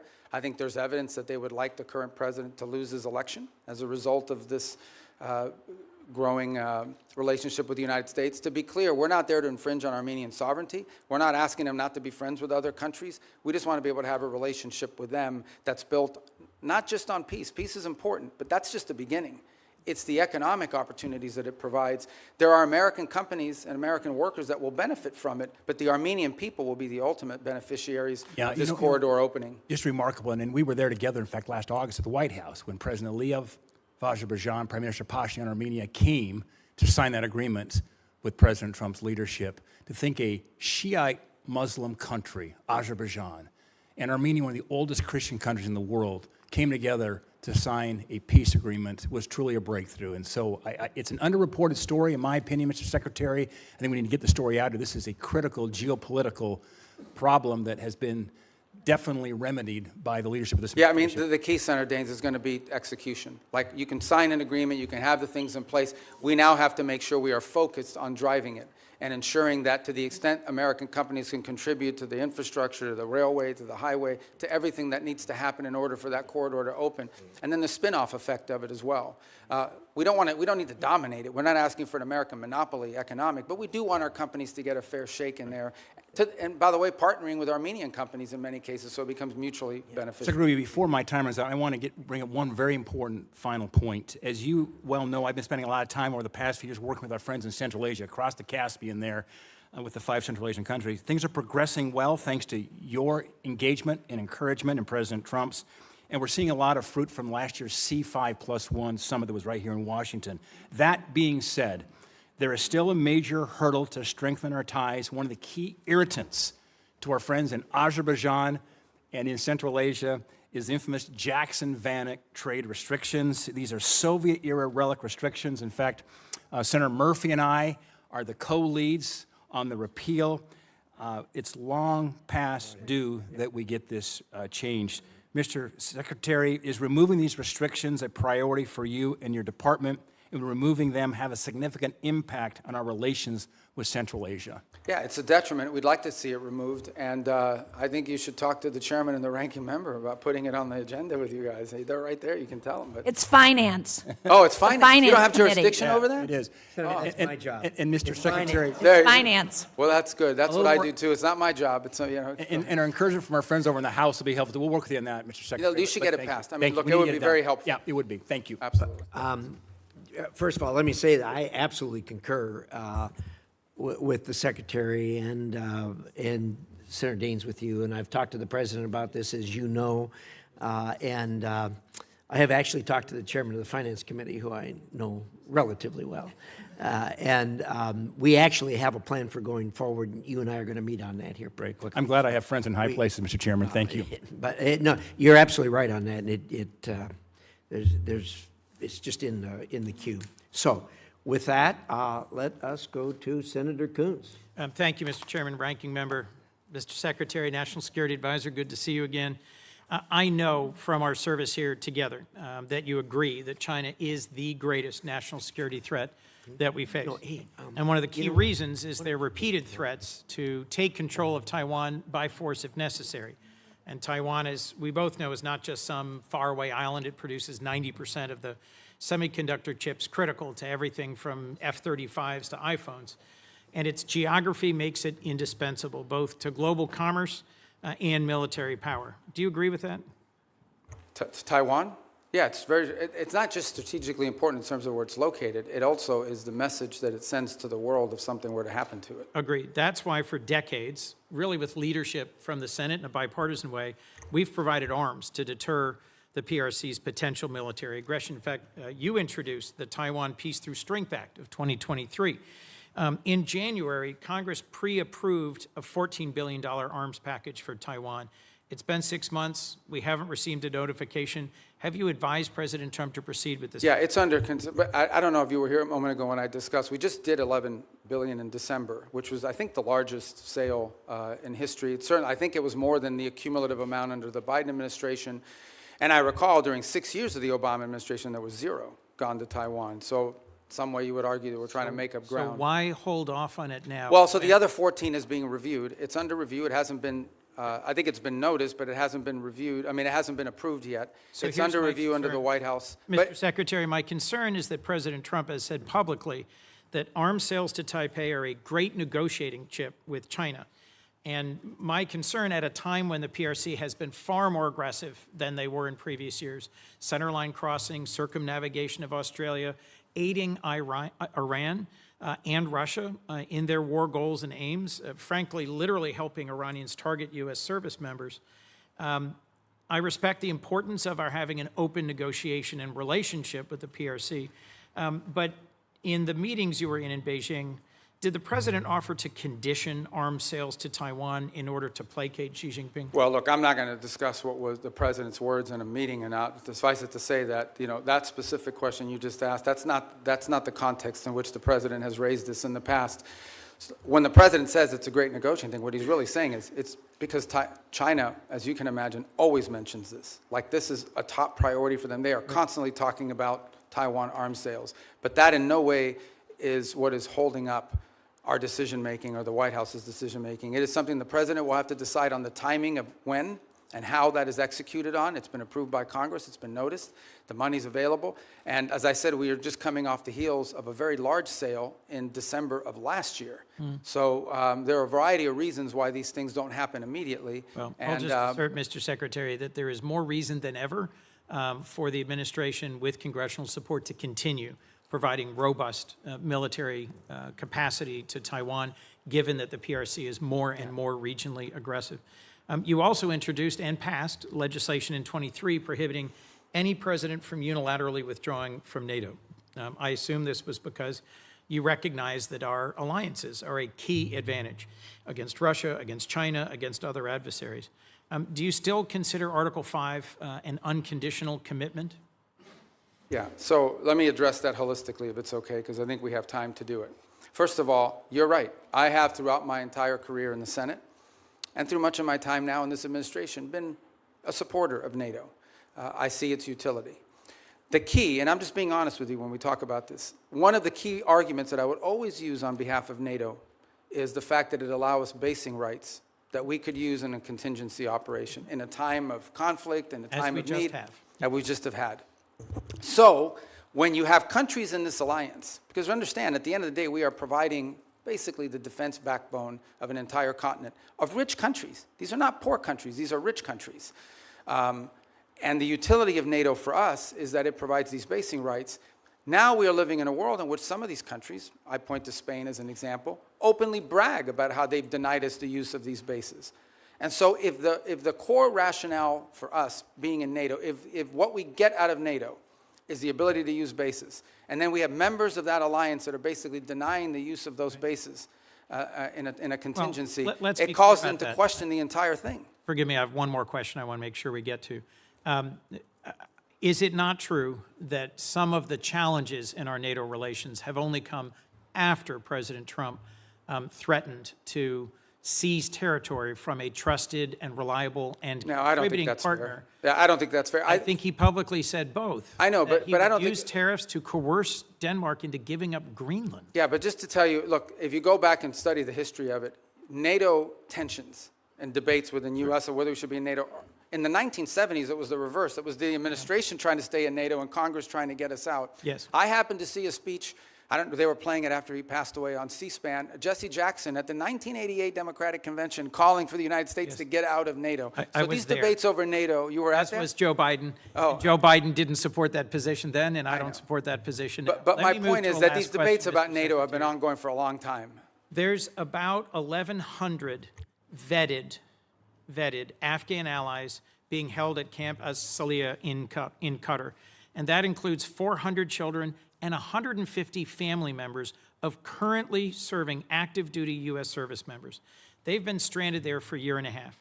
And there is talk of sending them either back to Afghanistan into the waiting arms of the Taliban or into war-torn and now Ebola-infected countries like the DRC.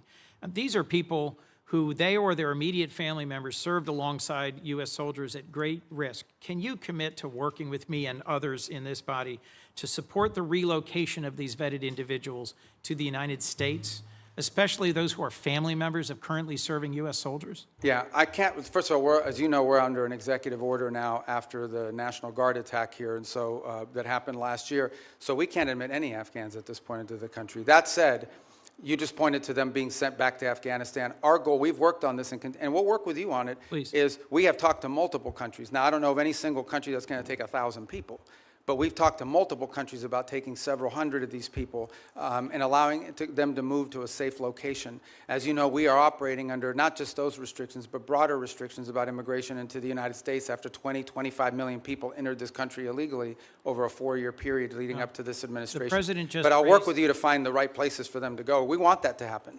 The president just raised the refugee cap exclusively to allow Afrikaners into our country. I would welcome a chance to work with you to find safe third countries for these Afghans. And I frankly think we ought to be revisiting our refugee policy, because the refugees who've come into our country in the past are the most vetted and often the highest contributing. As you know, my childhood church hosted a South Vietnamese family, and seeing the 5 of them become great Americans, entrepreneurs, contributors. It is refugees from oppression overseas, whether from Cuba or Venezuela, Vietnam or Afghanistan, who have long contributed to the United States. Thank you, Mr. Secretary. Senator Paul. I'd like to revisit for a moment the boats that were blowing up in the Caribbean and the Pacific that referred to as drug boats. I think it's interesting that the 3 secret criteria we're using to blow up the boats doesn't include whether they have drugs on board. I would like to add that the statistics from the Coast Guard also say that when we interdict alleged drug boats in the historic way, the way we've always done it, about 1 in 4 don't have drugs. We make mistakes. We see something suspicious about the boat, we stop them, and they don't have drugs on board. I would also like to add that drugs is not a criteria for blowing up the boats that are called drug boats, but neither is arms. So in order to blow them up, we don't have to say that they're armed or have drugs, and I think a lot of people would have questions, which I still do. I am glad to hear today, though, that the administration and the negotiations are willing to trade sanctions relief for removal of enriched uranium. I've said for a long time and argued for a long time that sanctions in and of themselves rarely, if ever, are of any value. I've yet to see any Chinese behavior that's changed because of sanctions. I've yet to see any Russian behavior change because of sanctions. I've really yet to see any Iranian behavior change because of sanctions. However, sanctions do have some leverage and ability to exact change if you remove them. So the removal of sanctions might actually have some hope. So I support the administration in this. Now, there are many Republican critics who have been vocal on the airwaves recently saying, oh, no, we can never negotiate with them. These are terrible people. Well, you don't really negotiate with really friendly, good people. In a time of war, you're going to have to negotiate with an adversary. So I do commend and supportive of the idea of this. And the other thing is it's very verifiable. You don't even have to wait for verification. You could say the trade sanctions end as soon as we get the 440 kilograms of enriched uranium. Now, it has to be dug, I guess, some of it from under a mountain of rubble, but at the same time be very verifiable.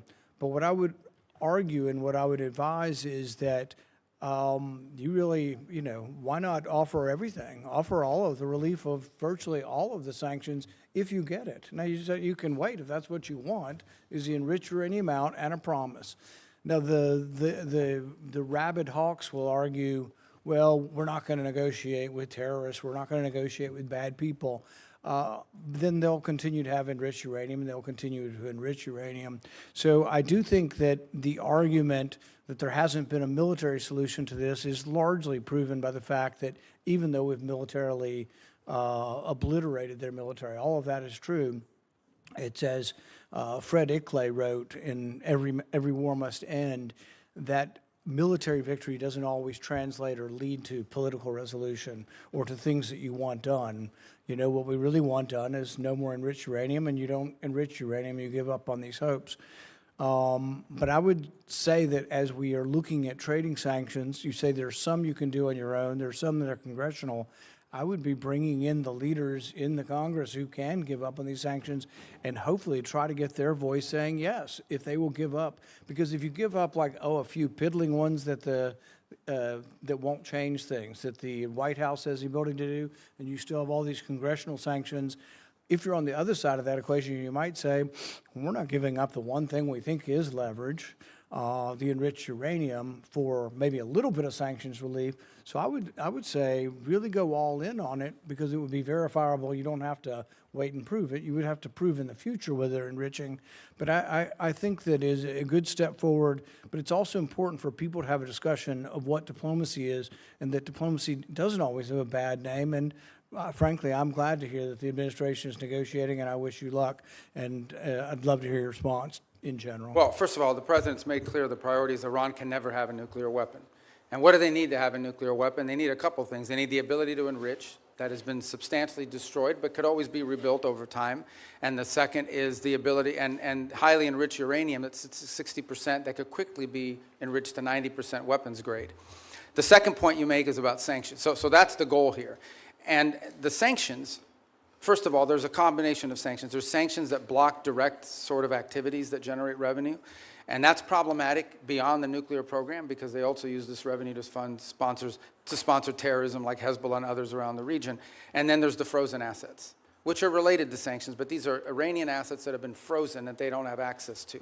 So what I would argue, and again, I don't want to get ahead of myself because we're not engaged in this conversation with them yet, but if you get into a situation in which the reason why there are sanctions are because of the nuclear program, and so if they comply with what we're demanding on the nuclear side of it, zero enrichment, get rid of the enriched uranium, they're complying with these things, then I think that's the place where the frozen assets could be discussed. The more they give, the more they would get. I think ultimately we will still face other challenges related to Iran separate from the nuclear program, like what they use their money on, which is to sponsor Hezbollah and to sponsor Hamas and to sponsor terrorism around the world. But on the nuclear question, which was the president's been focused on now, no nuclear weapon program, the sanctions that are directly related to the nuclear program, the more they give, theoretically, the more they should be willing to get. What they're not going to get it as a down payment. They're not going to get it as a signing bonus. And I would also point out that negotiations on nuclear matters are highly complex, highly technical. And so it will take some time to work through that, as is sanctions, by the way, highly technical and in many cases multifaceted. There are UN sanctions, there are US sanctions, there are US congressional sanctions. So there's a lot to unravel there. Is benefit from the idea of trading sanctions relief for activity. And if you don't ever trade them, if you just have them on the book, then I think they're of little value in changing behavior. Thank you. Senator Booker. Thank you very much. Mr. Secretary, you and I talked a lot about Africa, and I raised concerns about a lot of the cuts. We're seeing globally an increase in tuberculosis, an increase in malaria cases. We see a continued ongoing on the continent HIV crisis. And the United States has pulled back from a lot of its investments in those areas. Now with the crisis with Ebola, we see the challenges that have been brought about as a result of our surveillance, early detection, and the like. So I'm just very concerned about what the administration's strategy is, because we're clearly seeing here that what goes on the continent of Africa directly affects our public health as well. Well, first of all, I don't agree with that assessment. I mean, first of all, it's not about cutting back. The response here is not just how much money you spend, it's what results you're going to get. Now, let's talk about Ebola for a second. Ebola, the outbreak in Ebola was in a war-torn, isolated rural area in the DRC. That's where that began. Since that time, our response has been very quick. very rapid. Well, so you're saying you did not cut early detection periods. I'm not talking I'm about saying that whatever you're pointing to as a cut is not the reason why there was an Ebola I'm not outbreak. connecting the two. I'm simply saying. Well, you are connecting them. You said that our cuts Senator never Rubio, I'm led- not trying to get in an argument with you. I would really like to actually have my questions answered. So very quickly, we cut early detection when it comes to infectious diseases on the continent. Factually, this is not an opinion. We made those cuts. We cut early warning systems on the continent. It had nothing to do with the Ebola outbreak. So I don't need to tell you, Secretary Rubio, that we're living in a place where an infectious disease crisis anywhere is a threat to public health everywhere. The United States has made major reductions in these areas that have put us more at risk. If you're talking about this clearly Ebola crisis, there's other things and other cuts we've made, and you see it factually. Even our own State Department personnel that I've talked to are saying we're less prepared for a global outbreak than we were before. And my worry is, specifically in a budget hearing, is this budget makes even deeper cuts into the kind of things that could prevent the next outbreak, or, as we've seen unfortunately with COVID, have us more prepared.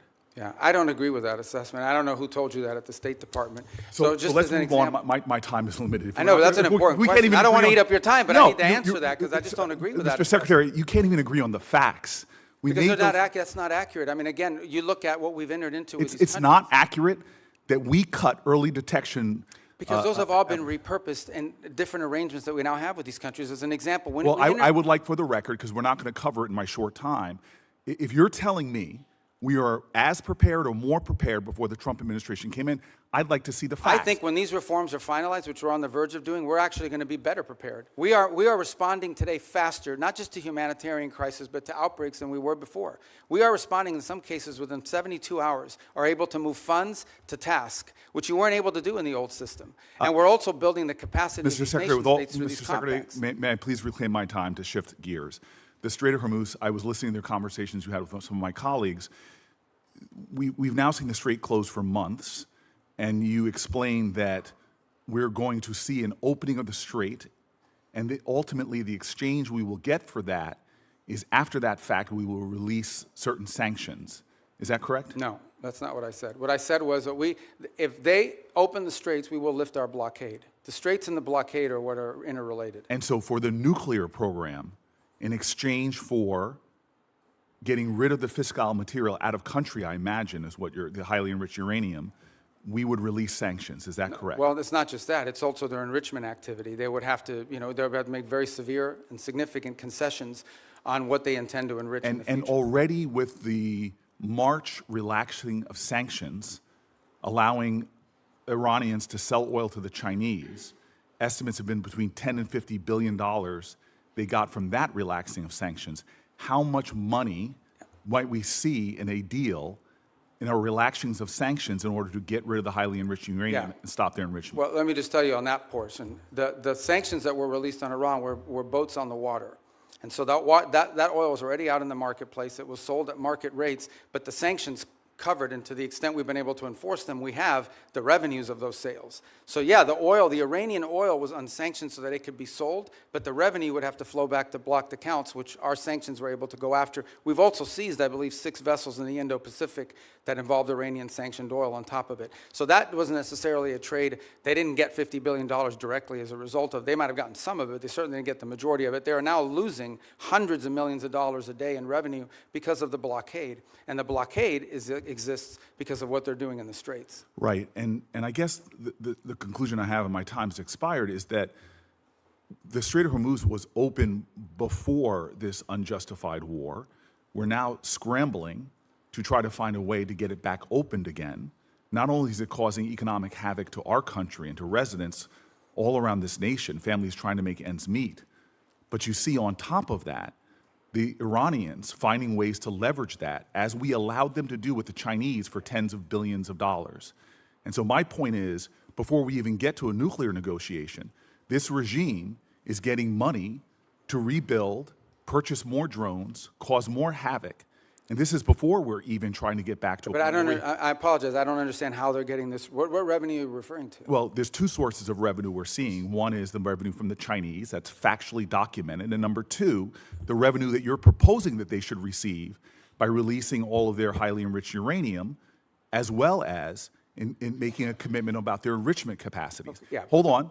And that was the exact deal that you guys vilified, that the president and you vilified President Obama from having. Yeah. No, So I don't here think we those are have a not the same. worse situation where Those are not the same where our deals. adversary and our enemy, who's causing havoc in the region, who is funding proxies and terrorists, has discovered, thanks to you all, the power of shutting down the Strait of Hormuz. No, they didn't which discover. is They all- knew that a long time ago, and they've done well, it before. clearly, we all knew that a long time ago. That's why this And they intended to do this at ill-conceived some point war in the should have future never as well. happened. Yeah, but you have made our adversary in a stronger negotiating position. We are the strongest nation on the planet Earth, and we're in a stalemate with Iran.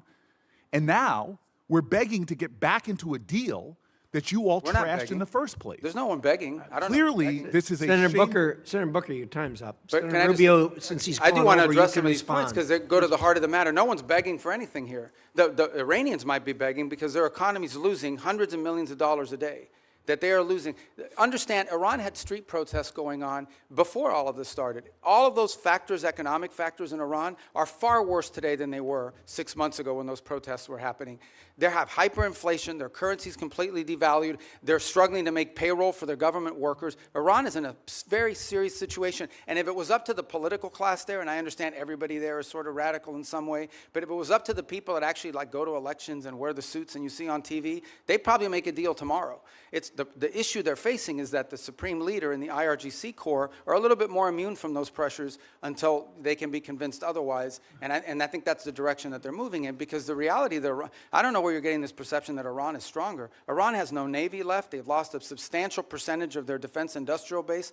That Iran has lost a substantial percentage of their missile launchers. And their economy is far worse today, and I mean far worse today, than it was 6 to 9 months ago. And they are looking at hundreds of billions of dollars of reconstruction costs just to get to where they were 6 months Mr. Rubio, you keep telling us how we're winning this war. The president keeps saying, Well, the war's over completely now. annihilated. The war is not over. And yet the American people see how we're losing at the pump and with their costs, and yet this thing still hasn't been resolved. Every day he tweets out, oh, we've obliterated them, we've annihilated them, they're going to surrender. But yet we still find ourselves spending billions of dollars a week Senator on Booker, a war abroad. you've gone way over, and I've been It would very be nice if generous we on had your time. hearings where people Thank had you, to be held Senator accountable. Booker. Senator Scott. All right. Secretary Rubio, so first off, do you think it's important to Americans that the Iranian regime doesn't have nuclear weapons and ability to destroy? I think it's important to the world. Yeah. The whole world. I mean, this question about the Straits is a great example. Imagine, the Straits gives them leverage. Imagine what nuclear weapons would give them leverage to do. At that point, they wouldn't even have to announce that we're controlling this. They would just say, we control the Straits. There's nothing you can do about it because our nuclear weapon will allow us to do it. You will have to pay us a toll for using an international waterway from now on, and you can't do anything to us militarily because we'll blow you up with a nuclear weapon. That is the leverage that they were trying to build. If they ever got a nuclear weapon, not only would they have a nuclear weapon, not only would they control the Straits, they would be able to act with impunity because you wouldn't be able to touch them. You wouldn't be able to do anything about them. I want to thank you for what you're doing. Let's talk about Latin America, which is, as you know, important to a lot of people in our state. So thanks for what you've done with both Venezuela and Cuba. Let's do Venezuela first. I think every Venezuelan I know is appreciative of what's happened with Maduro. And I know you have a three-step process to get to democracy there. Can you talk about where you are? I mean, I know you've busted your butt to try to get Delcy Rodriguez to do the right thing. We still, unfortunately, have political prisoners not released. We still have oppression. So can you just talk about the process you're going through? Well, first of all, I remind everybody, what's today, the 2nd? So it's literally been 5 months. Right. Like, I know it seems like it was 10 years ago, but it's been 5 months. And I think Venezuela is in a better place today and in a better trajectory today than it was 5 months ago. Now, is it where it needs to be? Is it where it needs to ultimately wind up? The answer is, of course, no. Ultimately, in order to truly transition, they have to have multi-party, free and fair elections. But the conditions for free and fair elections are the following. First of all, you have to have a free and open media. And while you've seen independent journalists are now, for the first time, activated again, that has to exist. Political parties have to be given the space and time to organize. The National Electoral Council has to be reformed so that it has members in it that will actually accurately count the vote. You have to have certain conditions in place. I'm not telling you that's 5 years from now, but it's been 5 months, so I want to be relative to that. Here's what I can tell you. For the first time, certainly, since whenever, in the pre-Chavez era, maybe ever, and certainly since the post-Chavez era, the oil wealth of the country is not being stolen. The oil wealth of the country is going directly to pay government workers, buy medical equipment, audited by KPMG. That's a significant advance. That's not a permanent situation, but that's a very valuable one today. You have seen reforms. You have seen, for example, the infamous prison, El Acoide. It's been closed. You still have about 400 and something, what we determined to be, believed to be political prisoners, but you've had many others that have been released, including many high-profile ones. You've seen a reform, a systemic reform in individuals involved in their government, replaced by new people. You know, some we don't know well, others we know a little bit about, but certainly better than the people whose place they took before. You've seen a level of cooperation on a couple of topics that I actually can't even discuss in a setting like this, but be more than happy to talk to you about, any of you about, in the appropriate setting. And I think that's been a positive. By the way, you've seen the retrieval. The United States, with the full cooperation of the Venezuelans, went in and retrieved highly enriched uranium. They had highly enriched uranium in their country because of an old reactor program, not because of nuclear weapons or anything, and they wanted it out of their country. And we were able to go in and actually retrieve it along with the UK mission that went in with us and get it. We have a functioning embassy, and we have direct flights for the first time. Venezuelans are now able to go back, not just visit relatives, but begin to engage in the economic life of the country. All of that is to say, it's been 5 months, there is a lot more to go. This is not the direction we want Venezuela to be. But what I will say is that the Venezuela that's there now, under the interim authorities, does not pose the threat to the United States that it posed 5 months ago, when it was an open base of operation for Iranian operatives, for Cuban intelligence, and for others who used it as a base of operation against the national interest. But we have a lot of work to do. We are nowhere near where we want to get to there. Can you give the same thing about Cuba? I mean, Cuba's a very different, thing, yeah. right? I mean, I think the misnomer about Cuba, or the misunderstanding about Cuba, Cuba's actually not controlled by the government. Cuba's controlled by a military holding company named Gaesa. And Gaesa virtually owns anything, they own the tourist sector, they own mining, they own the gas stations, they own everything. They generate about 70% of Cuba's GDP is under the control of this military company. And they're sitting on between $14 and $17 billion in assets. So you have people literally starving, people literally like power grid that hasn't been maintained in 10 years. And yet you have this holding military company sitting on these assets. And by the way, not a penny of the money in the military holding company translates over to the public treasury. So the fundamental challenge we have here is that Cuba needs to be, in order for it not to continue to be a failed state, which poses a threat to the United States, they need systemic and serious reform.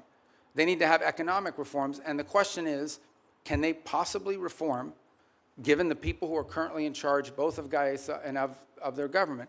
And I think the answer is they can. I really don't believe this system is capable of reform unless new people take over or a new mindset takes hold.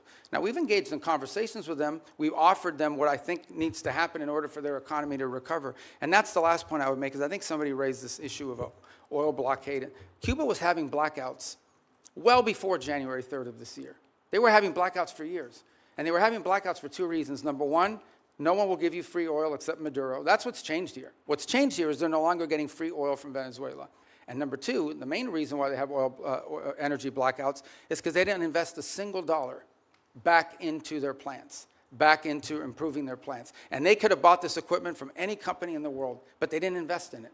Instead, they invested it to build tourist hotels that now sit empty because there's no tourism into Cuba. So Cuba's a little bit more complicated than Venezuela, but it's a mess. Thanks for what you're doing. Thank you, Mr. Chairman. Secretary Rubio, I trust you're familiar with then CENTCOM Commander and future Secretary of Defense Jim Mattis's famous quote about the importance of funding our foreign policy apparatus. In 2013, in response to a question from the now chairman of SASC, General Mattis pointed out that if you don't find, and I quote him, if you don't fund the State Department fully, then I need to buy more ammunition ultimately, end quote.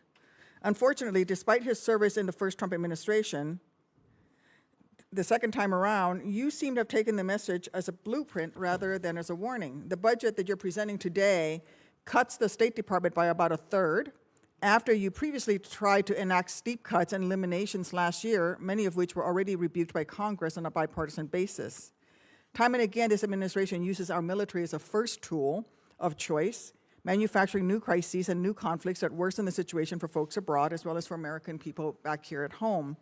And now you're here to justify a budget request that further undermines our diplomatic apparatus, the tools and professionals that are critical for not only preventing crises before they begin, but those who will be responsible for negotiating our way out of Trump's war of choice in Iran and whatever other nightmares he dreams up with. So based on how this administration has conducted itself over the last year, our adversaries are learning that the United States is not a reliable negotiator.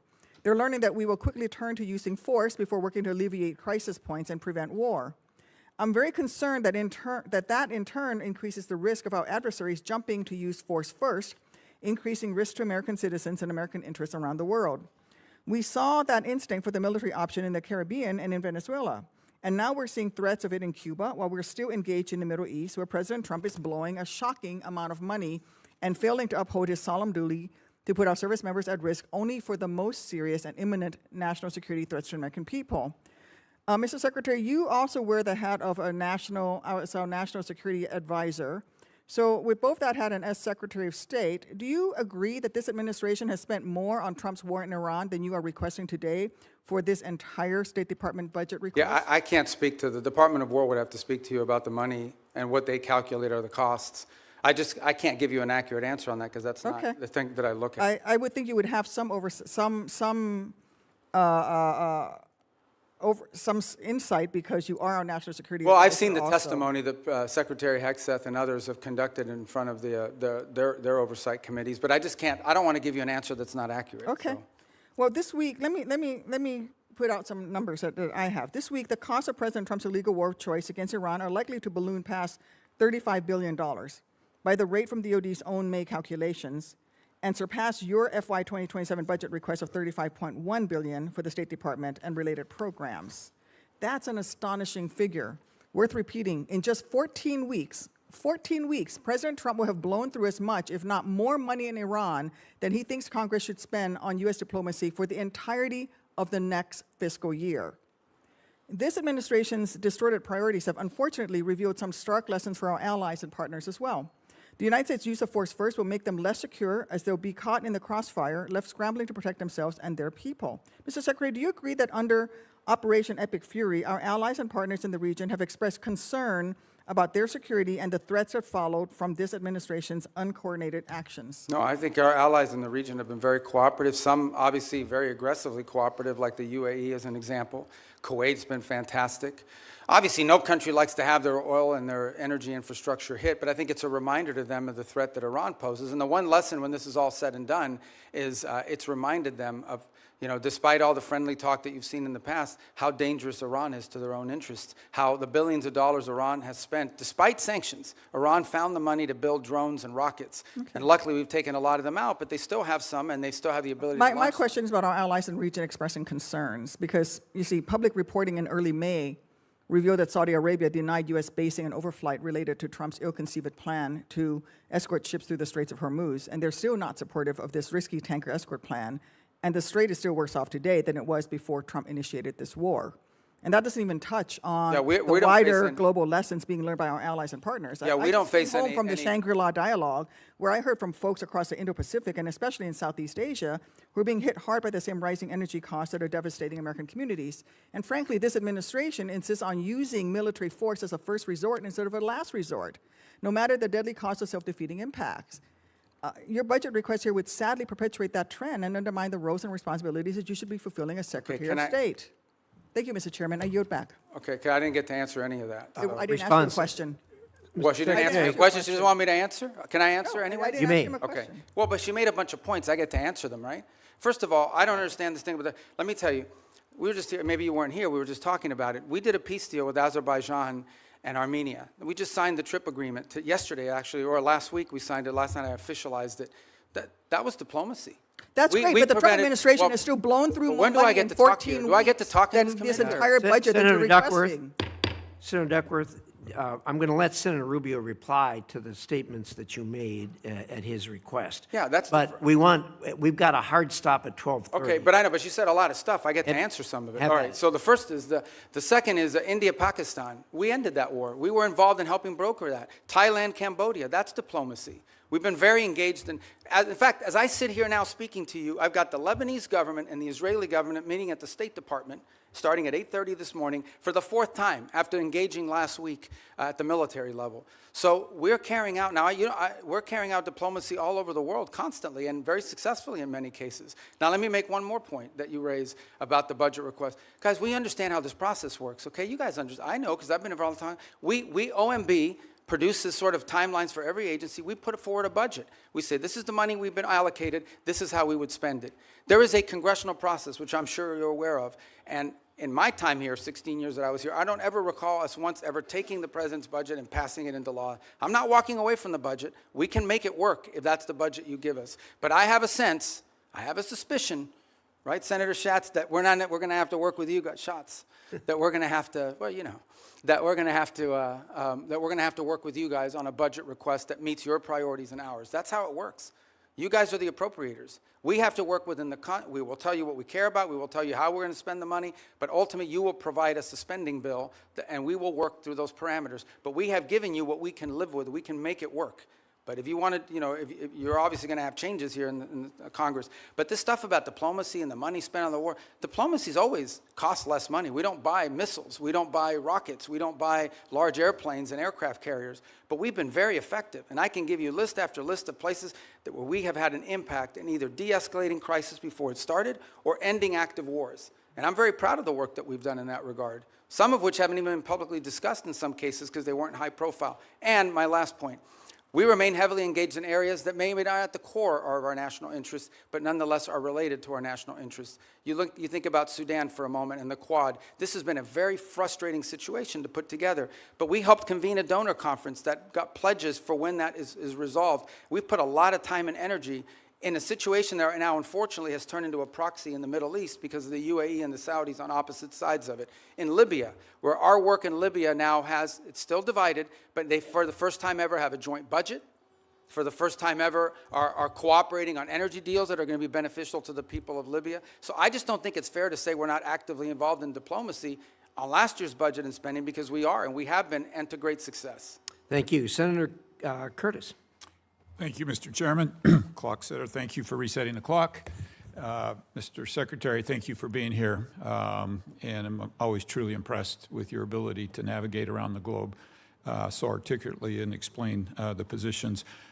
Like you previously, I chair the Western Hemisphere Subcommittee. One of the focuses that I've had is on Taiwan and Taiwan's relationship in the Western Hemisphere. We actually had our first subcommittee hearing on Taiwan's allies in the Western Hemisphere. And as you well know, Honduras switched diplomatic recognition away from Taiwan in 2023 in exchange for a lot of promises from China.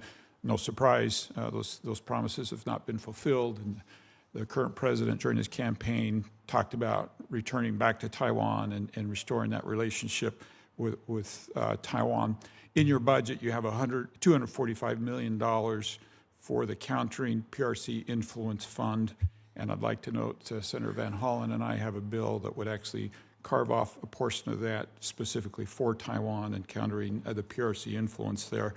So I guess my question is, what can the U.S. do potentially with that fund, Countering PRC Influence Fund, for Taiwan, particularly as it relates to Honduras, kickstarting that relationship, developing joint set of economic priorities for Taiwan in the Western Hemisphere, anything else we can use that fund for? Yeah, well, first of all, the reason why these countries switched recognition primarily was because, you know, the Chinese would go in and they would say, if you switch recognition, we are going to provide you this loan, this, and in some cases worse than loans. Maybe there was even cases of bribery and things of this nature, but we're going to provide you, you know, a free this and a free that. We're going to build an auditorium for you. We're going to build a bridge. We're going to build a port. And they haven't kept many of those promises. So I think the first thing is to just point to the fact that, and switch. Yeah, in many cases, these things are not provided. The other angle of it is if it's loans, they create these debt traps, which is an argument we make all over the world, but particularly in the hemisphere. But the broader goal of this fund is not just simply Taiwan related, although that's the reason why that's an action they took as a result of this leverage that was established on them. But more broader, in many cases, these countries are trying to develop their telecommunications system. They're trying to build roads. They're trying to develop whatever it may be. And frankly, the only companies that show up are the Chinese companies. And they show up with lower cost, a financing mechanism, et cetera, et cetera.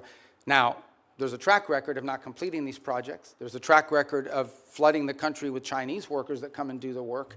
So I think part of this fund is designed to create alternatives to that, to give these countries alternatives to the Chinese or other foreign malign influence that might be occurring in their country. Part of that is attracting U.S. commercial ventures to do it, but part of it is providing the resources so these countries can go out and do this without being subject to or vulnerable to this sort of leverage tactic that's used against them. Thank you. Let me switch to China for just a minute. Your budget notes the merging of the Foreign Service Institute, where a lot of the state language training takes place, with the Human Resource Bureau, and I'm hoping that can improve the language capacity. But here in the Senate, I've picked up the Uyghur Policy Act, which you led when you were here.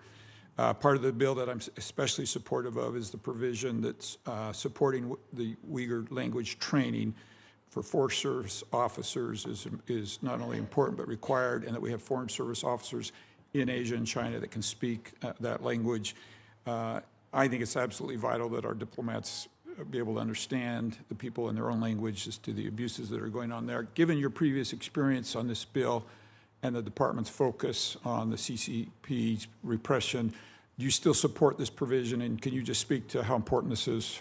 Yeah, well, I think obviously the Uyghur language is not a widespread language around the world, but it's incredibly valuable in an important part of the world.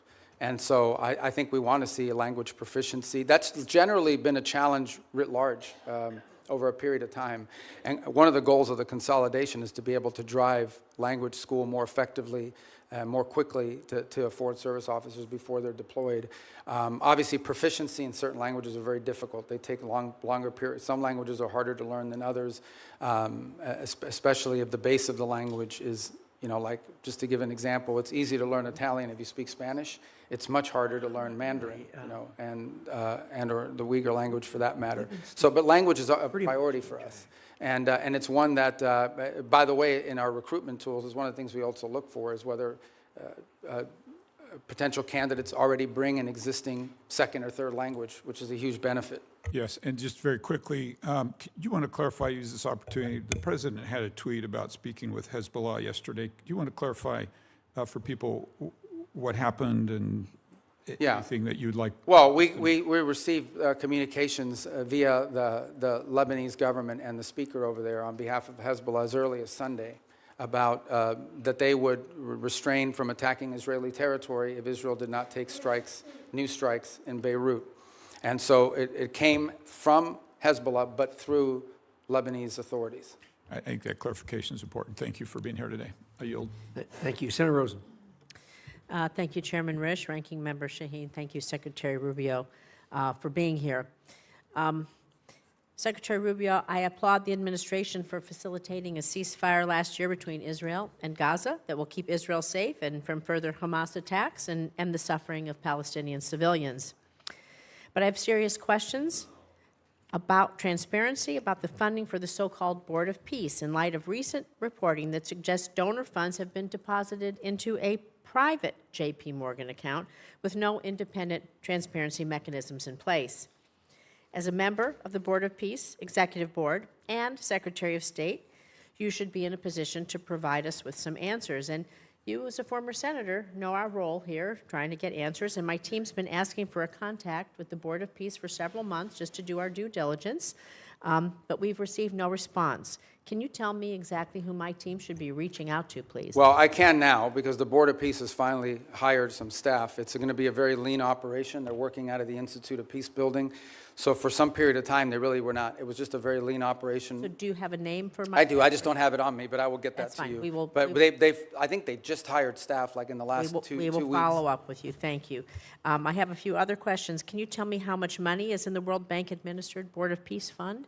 Do you have a? I don't have the answer because there's not U.S. dollars that have flowed. These are donor funds. So can you tell me how much money is in the J.P. Morgan account? Yeah, but again, those are not U.S. government accounts. Those are who has oversight?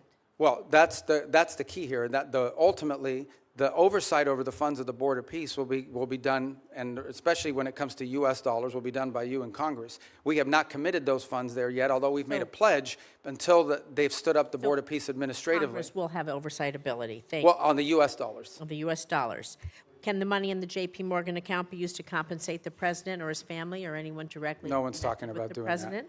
And you said you just hired some folks and it's going to be lean. About how many full-time personnel do you expect? I think they ultimately want to get up to 15 or 20 full-time. I think they've started at 5, And if so I'm is- not mistaken. is I the- could be wrong, but those are the numbers I recall. So is the $50 million in U.S. taxpayer money that your department wants to give to the Board of Peace, is that going to be used to cover the But startup? I think that 50 million was reversed. We ended up not doing that as a result of the way it was constructed. The Board of Peace is now built out as an international, non-governmental organization. We will follow up with you on that once you give us a contact after this. Thank you.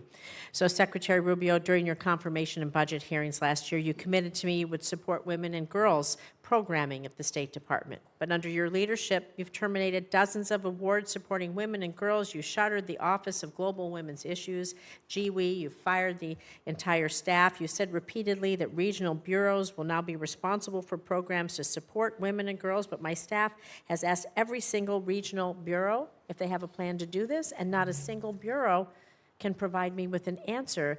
And so, Secretary Rubio, I'm just so disappointed. I want to believe that, you know, you didn't lie to us, lie to me, and so I want to give you an opportunity to explain how women's issues have been integrated into the I don't know. bureaus. Do we have an outline? I don't know of the who's plan? telling you that at the regional bureaus, because that's not accurate. Every regional, now, some regional bureaus have a larger mandate on women's issues than So others. is As there you an example, like in Europe, it's probably less intense Can you tell than in me Africa. who on your team we can reach out to then to find out? Because we're not getting, they're telling us they don't know. Well, the regional bureaus tell you they don't know? That's Not only correct. does every regional bureau have someone in charge of women's issues, or at least in charge of that portfolio, but most of our embassies, especially in some of these key So can- places, Can are we follow advocating up, this. and can I call you Yeah, and of have a course. conversation? Because somehow there's a communication. Yeah, because we didn't eliminate the program. We simply felt that there's a difference between the women's issues, for example, that you would face in Africa versus what you may be facing in some part of Could you name a single new Asia. program that you've stood up in the last, since the GWE office was closed? Do you know Well, of any? first of all, almost every single one of our programs that we do now, our humanitarian response to crisis,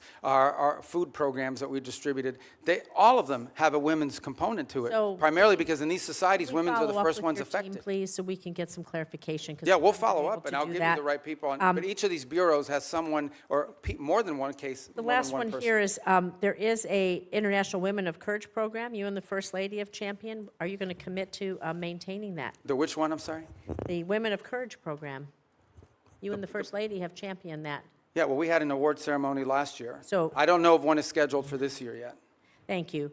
With the remainder of my time, I'd like to remind the American people that as the Secretary of State, your main duty as America's chief diplomat is to maintain our relations with foreign nations. This is why I was shocked to see that you were at a party with President Trump in Miami instead of accompanying Vice President Vance to Pakistan for negotiations. What to party end was the I war. at? I was at a party? It's publicly reported, and there's photos there. But In what fact, party? Steve No, Witkoff but and you're going to Jared say that. I'm Kushner- going to answer it. I'm going to answer But that let me question, because finish that's an my absurd statement. I was not at a As party. finish my paragraph, All right. he can answer. Because people are going to In fact, slander me. I'm going to answer Steve it. Witkoff and Jared Kushner, both of whom were never confirmed by this body to be America's diplomats, accompanied the vice president in the negotiations. Even Iran's foreign minister was not there, yet you were not, was there, excuse me, and you were not. I just feel that's embarrassing for us, and it's embarrassing for you. So, Mr. Secretary, Congress represents the American people. We have the power to confirm who represents America abroad. We confirmed you to be our Secretary of State. We confirmed you to be in the negotiations that are happening. And it's just unthinkable to me that you are missing high-stakes negotiations, or that you're not involved. It's sad. to see Senator you Rosen, excluded. Thank your you. time's up. Yield back. Okay, But so let me just Senator, Secretary Rubio should You're have the 100% opportunity to inaccurate reply. and 100% wrong. Here's why. Number one, the Vice President of the United States was there, and he wasn't confirmed by us, and he was elected by the American people.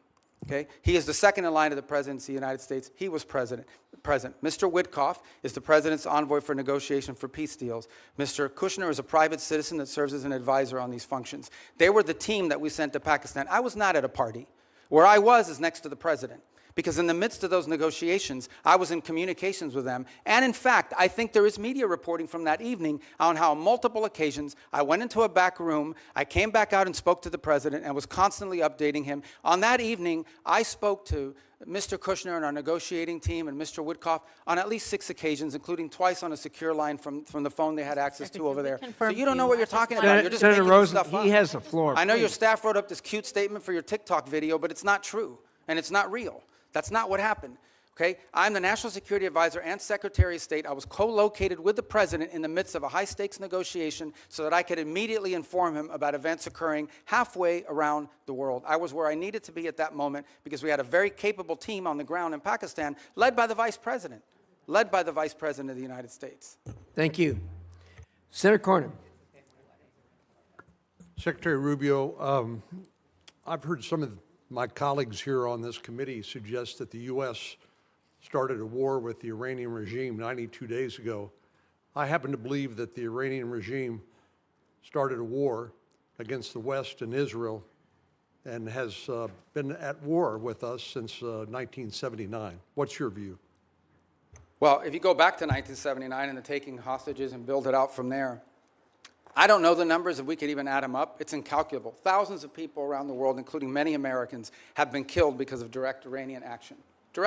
All the IEDs, those roadside bombs that maimed and killed our soldiers, were all the mastermind work of the IRGC for decades.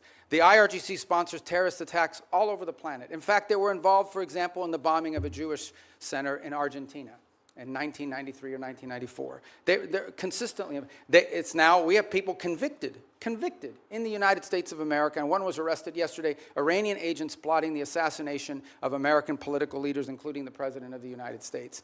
They've been waging nonstop, not to mention their massive sponsorship of Hamas, of Hezbollah, and all the activities those groups have undertaken. So you're absolutely right that the Iranian system has been waging war on the West. But why is anybody in the United States in specific for over 3 decades, but why is anyone surprised? They openly chant, death to America, death to Israel. They openly say Israel's the little Satan, but we're the big Satan.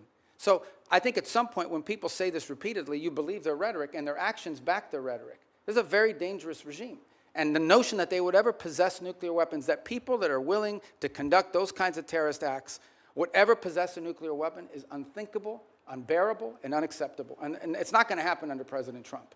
So ever since since the Iranian nuclear program started, and they basically blocked the IAEA and others from doing the inspections that would be required in order to monitor their use of enriched uranium. We've had presidents, Democrat and Republican, say that a Iranian nuclear weapon was unacceptable, but it took President Trump to actually do something about it. It shocks me to hear some of our colleagues suggest that there was not an imminent threat from an Iranian nuclear weapon. You and I both sat in the same skiff on the Senate Intelligence Committee. We won't talk about the details, of course, but we knew that they continued to enrich to the point where they could produce a nuclear weapon within a specified time. There's some debate about how long that breakout would take, but the idea that an Iranian nuclear program did not present an imminent threat to the United States, to me, is just ludicrous. And I think it defies all evidence to the contrary. But do you think if they had acquired a nuclear weapon, that would change the ability of the United States and our allies like Israel to deal with this nuclear-armed Iran? I think if Iran ever acquired a nuclear weapon, they could very well use it because given the theological nature of their decision-making. But just as problematic is they would have immunity. At that point, your options on what you could do about them would be quite limited, and their ability to hold the world hostage. They'd be like North Korea, for example. They'd be North Korea, but worse. They'd be better funded. They would at that point decide that they own the Straits of Hormuz forever, and everyone has to pay them a toll. And nuclear weapons, you can't do anything about it. They would be able to act with impunity. They would sponsor Hezbollah. They would sponsor Hamas. They would hyper-scale their efforts of global terrorism and completely try to drive us out of the region and ultimately destroy the state of Israel. That's what their goal would be, and you wouldn't be able to do anything about it because they have a nuclear weapon and would threaten to blow people up if you tried to move against them. Notwithstanding the importance of denying Iran a nuclear weapon. I do applaud the president's attempt to try to use some diplomacy here in order to deny them access to the enriched uranium and their other weapons that they use against Israel and the West. But tell me, why do you think anything that the Iranian regime agrees to that they will comply with? What evidence is there that they will agree to anything that they ultimately will stick with? Well, again, and that's why any deal with them you have to enter into it with clearly verifiable steps. So as an example, simply putting something on a piece of paper is not satisfactory. You have to actually commit to doing it, then you have to actually do it. And so that's our view of it. Our view of it is that any concessions that are made, and I don't even call them concessions per se, but any arrangements that are made with Iran have to come after not just they agree to certain things, but they actually do certain things.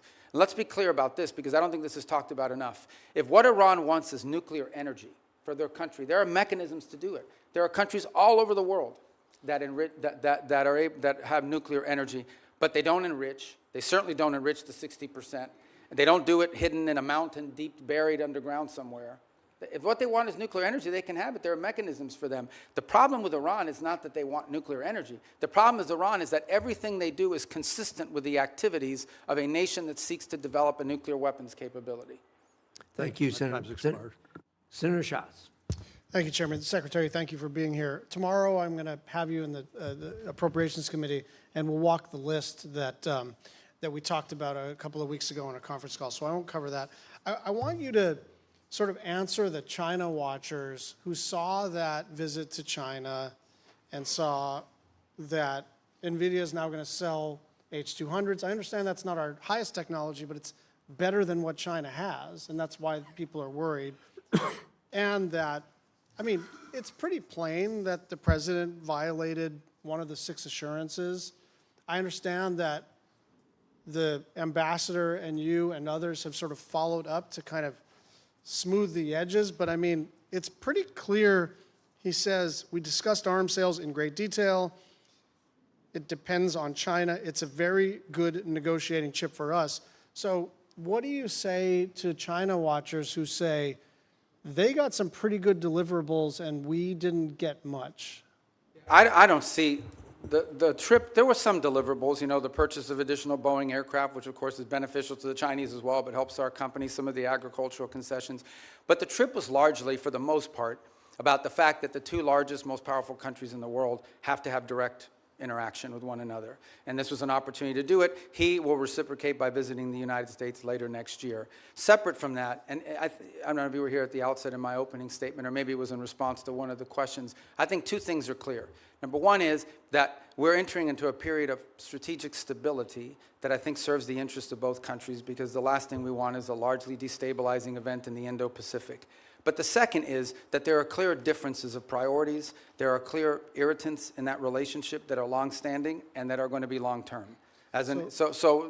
Critical minerals dependencies, things of this nature. So it's one of those relationships that's going to require very deft diplomacy and mature decision-making. Sure, and this is why I like our engagement. Like, that makes sense to me, but it seems to me that if the main objective is to kind of touch gloves and initiate conversations, then why give away any of the things that they're already seeking in exchange for essentially nothing? You're basically saying it's better to talk than not to, it's better to engage than not to, it's better to be in a period of stability than not. I agree with all that. I just don't understand why we would want to sell them our second best chips, and why we would start to at least complicate the question of our assurances regarding Taiwan. I'm going to move over. We're going to stay in the Asia-Pacific region. The Marshalls, the Philippines, and Tuvalu have declared a national emergency on their energy situation. South Korea says its energy crisis is a war-like situation. You've been around a long time on this committee and now as secretary. It is always the case that something in the Middle East undermines our ability to project power in the Asia-Pacific region. But it's not just a question of opportunity cost and attentional challenges. Now we're talking about our allies in the Asia-Pacific region really taking it on the chin with energy costs because of the Strait of Hormuz. What do we say to them? Just hang in there? Yeah, no, a couple points. It's one of the steps that we've taken and some of the things that we've done around the world, whether it's the release of strategic reserves, whether it's not popular, but, we got questions about here earlier today, but making available for a limited period of time both Iranian oil on the water, though they don't enjoy the revenue of it, and some of the Russian oil on the water as well. The third point, though, that this points to is a much deeper one, and that is that while the Straits of Hormuz provides about 20% of the global oil supply, it is probably 80 or 90% of the supply in the Indo-Pacific, given the geography and so forth. So one of the things that I think is going to come about as a result of all this in the long term is more diversification in where they're going to get their energy from, including from the United States potentially, certainly with Japan and some other countries in the region will benefit. But you know from that the sort of project It takes time. It all takes time. So Understood. That's like cold comfort if you're running a country and your gasoline and your fertilizer and all your input prices just skyrocketed because of President Trump's decision to go to war with a country clear across the world. But see, and I understand your point, but I also think in all these questions, we're getting a lot of questions about us. I don't think it's fair because ultimately, the people who have closed the Straits of Hormuz are Iran, and they're doing so in violation of every international law you can imagine. The Chinese are against it. Everyone is. We have, I think, a record number, 140 co-sponsors at the United Nations on this resolution that hasn't come up for a vote yet to condemn what they're doing and to reopen nobody's the Straits. defending what Iran is doing. I think what we're saying is this was not just predictable, it was predicted. This was what everybody said. You don't have to be some expert in foreign policy. You don't need to get into a skiff. You could literally put this into an LLM and say, what'll happen if we take kinetic action against Iran?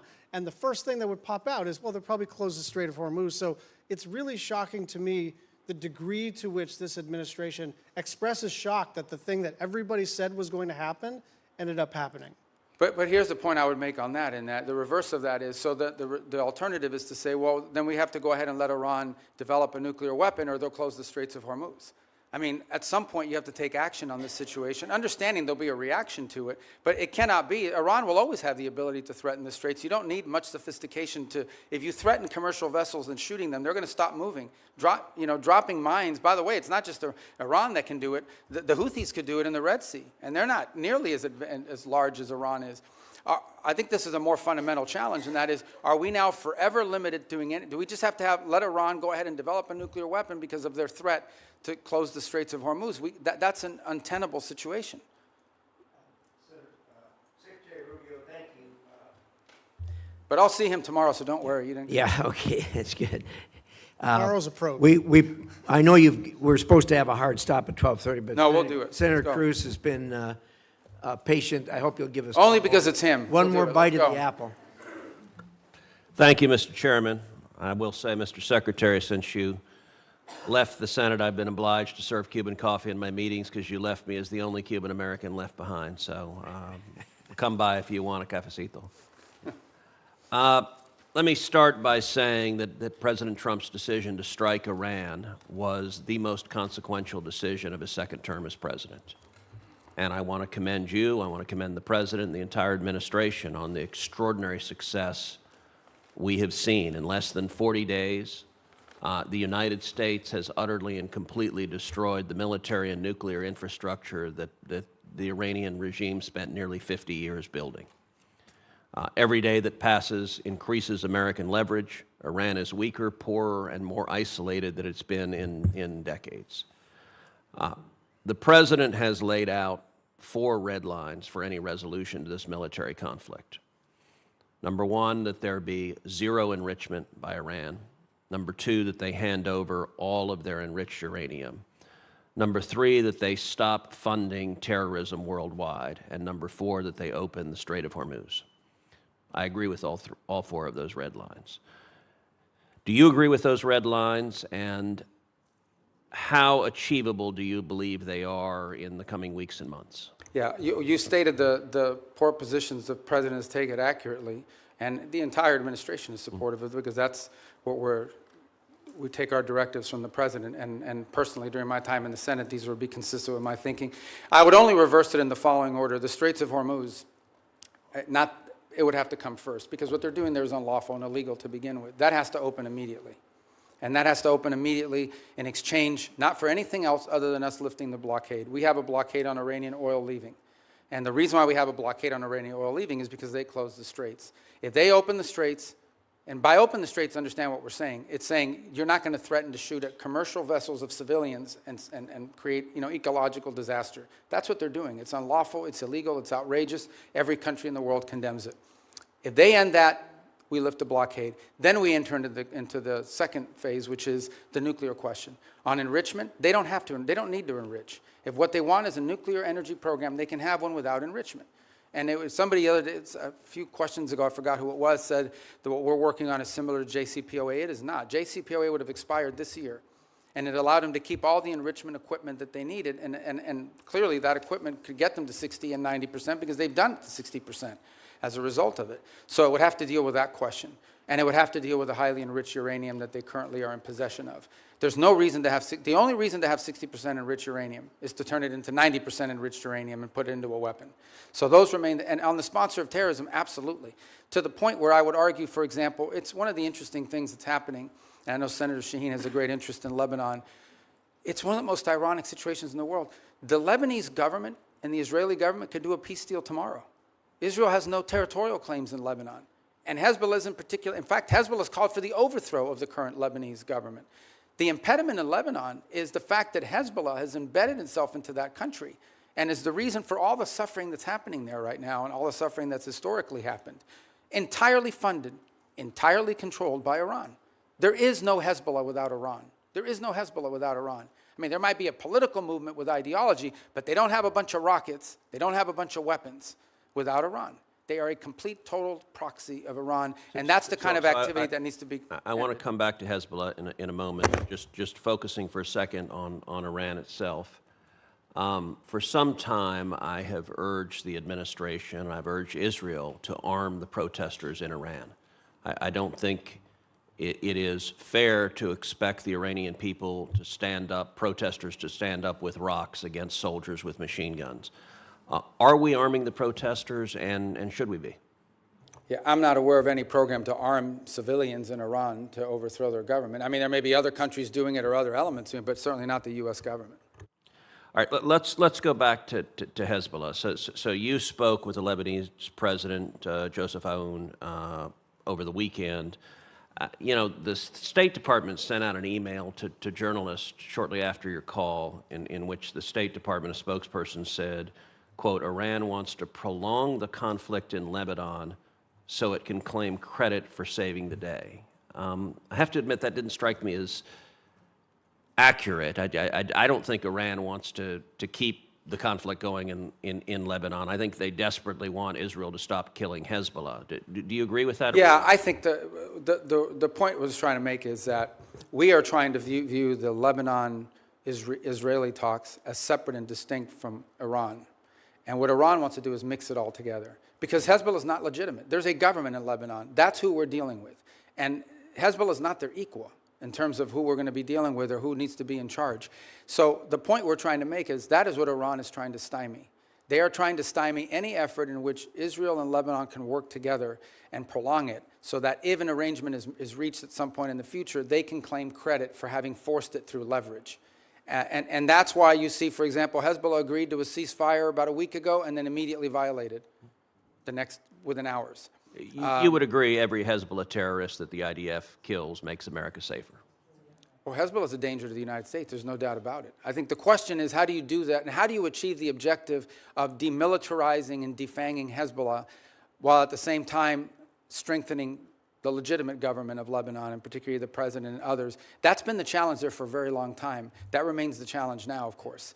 The capabilities of the LAF are not where they need to be. But there are also elements within the LAF that are not who they need to be because they facilitate in some cases and cooperate with Hezbollah. So it's a very tricky situation. But I point you back to two things that have happened in the last few months. Number one, the Lebanese government expelled the Iranian ambassador because of Hezbollah. The Iranian ambassador says, I'm not leaving, and you can't make me. Okay, that's number one. The second thing that's happened is just a week ago, Hezbollah openly called, they openly called for the overthrow of the Lebanese government. So no one here should be under any, Hezbollah is not just an enemy of Israel and an enemy of America. Hezbollah is an enemy of Lebanon. and of the Lebanese people. Thank you. Thank you. Thank you, Senator Cruz. Senator Rubio, you've been very generous with your time. We appreciate that.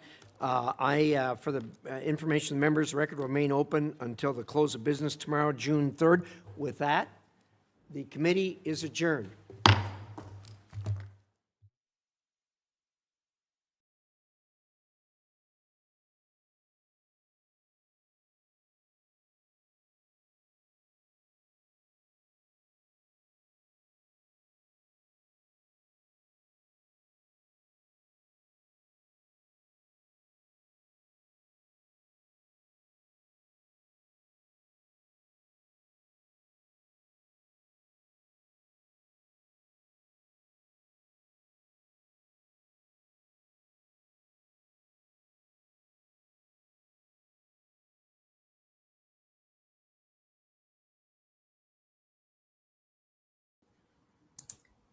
All right, so question number 1. Which of the following is considered a normal adult respiratory rate? Is it 10 to 20 breaths per minute, 12 to 20, 20 to 30, or 30 to 40? You have to know your normals, and you notify your nurse anytime something is abnormal, outside of the normal parameters. So I'll give you 5 seconds because this is an easy one. So 3, 2, and 1. And yes, if you chose B, you have it. That is correct. So the normal adult respiratory rate is between 12 to 20 breaths per minute. Anything below or above this range may indicate respiratory distress. Question number 2. A patient's blood pressure is recorded as 88/56. The mmHg stands for millimeters of mercury, or how much pressure. What is this patient experiencing? Is it A, hypertension, B, normal tension, C? 起床啦，起床追星啦！最近常常熬夜，皮肤出了不少状况。今天来挑战 Mina 的77保养日常，只要70